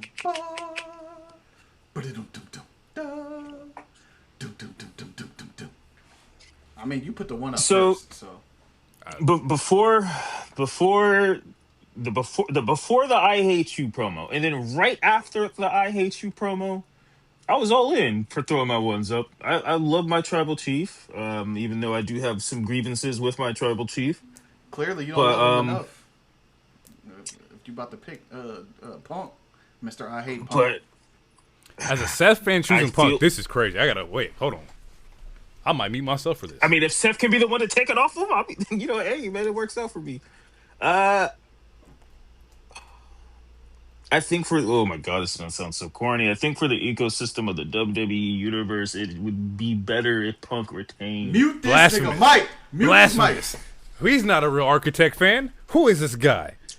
So, I mean, Seth could just take it off the nigga. we know what I'm gonna choose, but the reasoning behind my choice, I explained to Hero off the pod. I think this is the perfect time to have Roman get the belt, and even though he says he's gonna be involved with Brock, and I can see that, have Roman get the belt and have Seth be like, bro, you spent 2 years talking down on this belt while I carried this belt and tried to lift it because you wanted to go home. I'm not letting you be champion, my nigga. This is not happening. That's my booking. My only that's great booking, and I would love that for everybody, including us specifically. But I personally, I don't want I'm over a champion not showing up, man. Which is why it's got it like a boop, boop, boop, boop. So, I don't know, man. It's tough because you can't. Does he need to be there every night? I don't think so. He should be there at least bi-weekly, minimum. Yeah, bi-weekly, I would take that. But in like, yeah, I'm over the, like, again, the bloodline was amazing, but I'm over the Usos carrying storylines for him. Does he need to wrestle every week? Absolutely not. But like, it's just I don't want a part-time champion is even though it is Roman, and I love Roman, but it only works if he could dedicate like 3 straight months, I'd take it. 6. I need to carry me to SummerSlam. But no, 3. My bad, 3. You're sure. right. Or 4, because SummerSlam's in August. Yeah, and that's what I'm saying. Yeah, and then disappear, and then come back for War Games. You get to Roman and Seth. They're trying to time up their health and availability so these two can have this main event match. And it's funny you mentioned that, because when I was listening to the pod and Tony was talking about that, and like I think I seen Triple H also talk about that as well, where building cards and trying to manage like injuries and shit is what's like the hardest part, because you have stories that you're trying to put together with people, but people are injured, and I never really like thought about how like fuck like okay well, and also I think Triple H said like whether or not somebody may like each other too, right? We've been like, oh, how come this dream match hasn't happened between this person and this person? Like, man, they don't fuck with each other, so we keep them far away from each other. But looking at it from the aspect like injuries is like, yeah, okay, so Roman is dealing with something over here. He comes back in 4. Seth has a knee injury. He's going to recover in about 6. How do we plan this or make this work? And like that in itself, for a roster of like fucking 80 to 100, impossible, bro. Fucking stupid. I got to plan out 6 months of programming? Crazy. And to me, so here's the thing, right? To me is if we all saw Seth get injured, we all knew he was going to be out. He even talked about he didn't want to miss WrestleMania. Cool. Check that box. Respect it. But if you missing WrestleMania means that coming out of WrestleMania on Monday, like you get to build into something bigger, I think that's a chance you take. Now, if you're talking about continuity and this not matching up, etc., we just saw the division, Jesus. We just saw the Vision just get depleted from injuries, and you got 2 people that people could care less about, and that are booing for the wrong reasons and not the right reasons, are trying to carry this faction until things get into place. You could tie in the fact that these 3 did the main event last year for WrestleMania. I feel like they could have had Seth wait if they were going to make this happen. Okay. Now, I understand that I just contradicted what I just said of it's Seth Rollins, and if he's available, you're not going to not have him on the WrestleMania card. Nope. But if you're talking about creating money matches and stories, and like you want to see these 2 at the peak of their powers, they've done it before. They retire. Yeah. They have held him off when he was healthy before, just to make the story that much better. So don't count it out. Good, cool. That was our Mania predictions. I'm wrapping this up. This is episode 100. I went back and listened to a couple episodes before, just throughout the history of us. And it has some takes from everybody here. I think a majority. I want to hear this. Is this like reviewing tape? You reviewing tape on this? I definitely went and reviewed tape. And as much as I want to be like, those early episodes, it was a joy to do that. It was not. We were terrible. Absolutely fucking awful. But we grew and we became better. With that being said, first take. DT shows up, I think, episode 2, maybe 3. Sounds like he's calling from the pen. It sounds like this nigga's in jail. I told y'all. I was one that was like, hey, it's cool, bro. We just getting started. And it was cool. At the time, I went back and listened. I was like, why does it sound like he calling collect? Like, we had to press 9 and let this nigga come in and talk wrestling. You have a collect call from inmate. Inmate DT. And I was like, damn, okay. So, audio quality has gotten significantly better. We're moving. Question.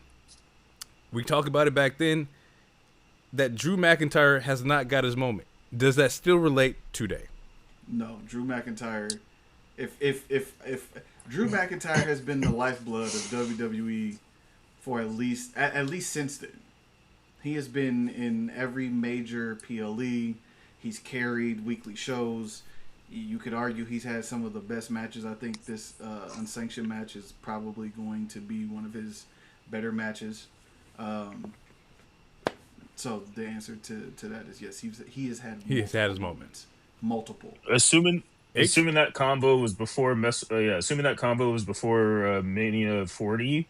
Then yes. I'm going to say he's had because he won the title at Mania. He lost it right away, but then he won the Chamber. Then he won Money in the Bank. Did he get screwed out of those? Yes, but all those are also moments. And then he eventually did get the title back again. And like DT said, like he's been the lifeblood. Like he's been carrying good story. He's been consistent, whether it's been in the ring, on the mic, and even online. He's been consistent. So yeah. Okay. And he won both belts. He won both of them. So, true. Granted, one was only for 5 minutes, but he literally won both belts. So, next question. Back then, we're looking forward to the women's mid-card developing. Has that happened? It did, and then it reverted. Okay. It definitely, yeah. We were really high on Michin and those women being in the middle, getting their shine for these belts. Chelsea Green got it. But I definitely feel like we have not. That one has not been fulfilled yet. Yeah, it was going in the right direction, and then something happened, and it just reverted. This one is more of just a statement. We might have a new Oracle in here. All right, episode 2. We're fresh. Mr. H here calls out everything that happens with Charlotte, revolving around the title and her being used a lot, which causes fatigue. This motherfucker even called out Tiffy Stratton and Charlotte way before it fucking happened. And how that downfall was going to play out. It was fucking weird. Listen to that. So, shout out to Mr. H for being Oracle-esque. Oh, thank you. Oracle-esque there in episode 2. Okay, I appreciate the esque, nigga, because I'm still, nigga, don't do me. We had 4-hour episodes, which I titled, Fuck No, Never Again. That was fuck no. I was we were talking wrestling for 4 hours, nigga. We're out of our fucking minds. No, not going to happen. Yeah. Roman was 80 days away from his record at Mania. 1,000 days. Or at the point in that time, it was 80 or something or maybe it was 1,000. Was that still the best choice? Yes. Okay.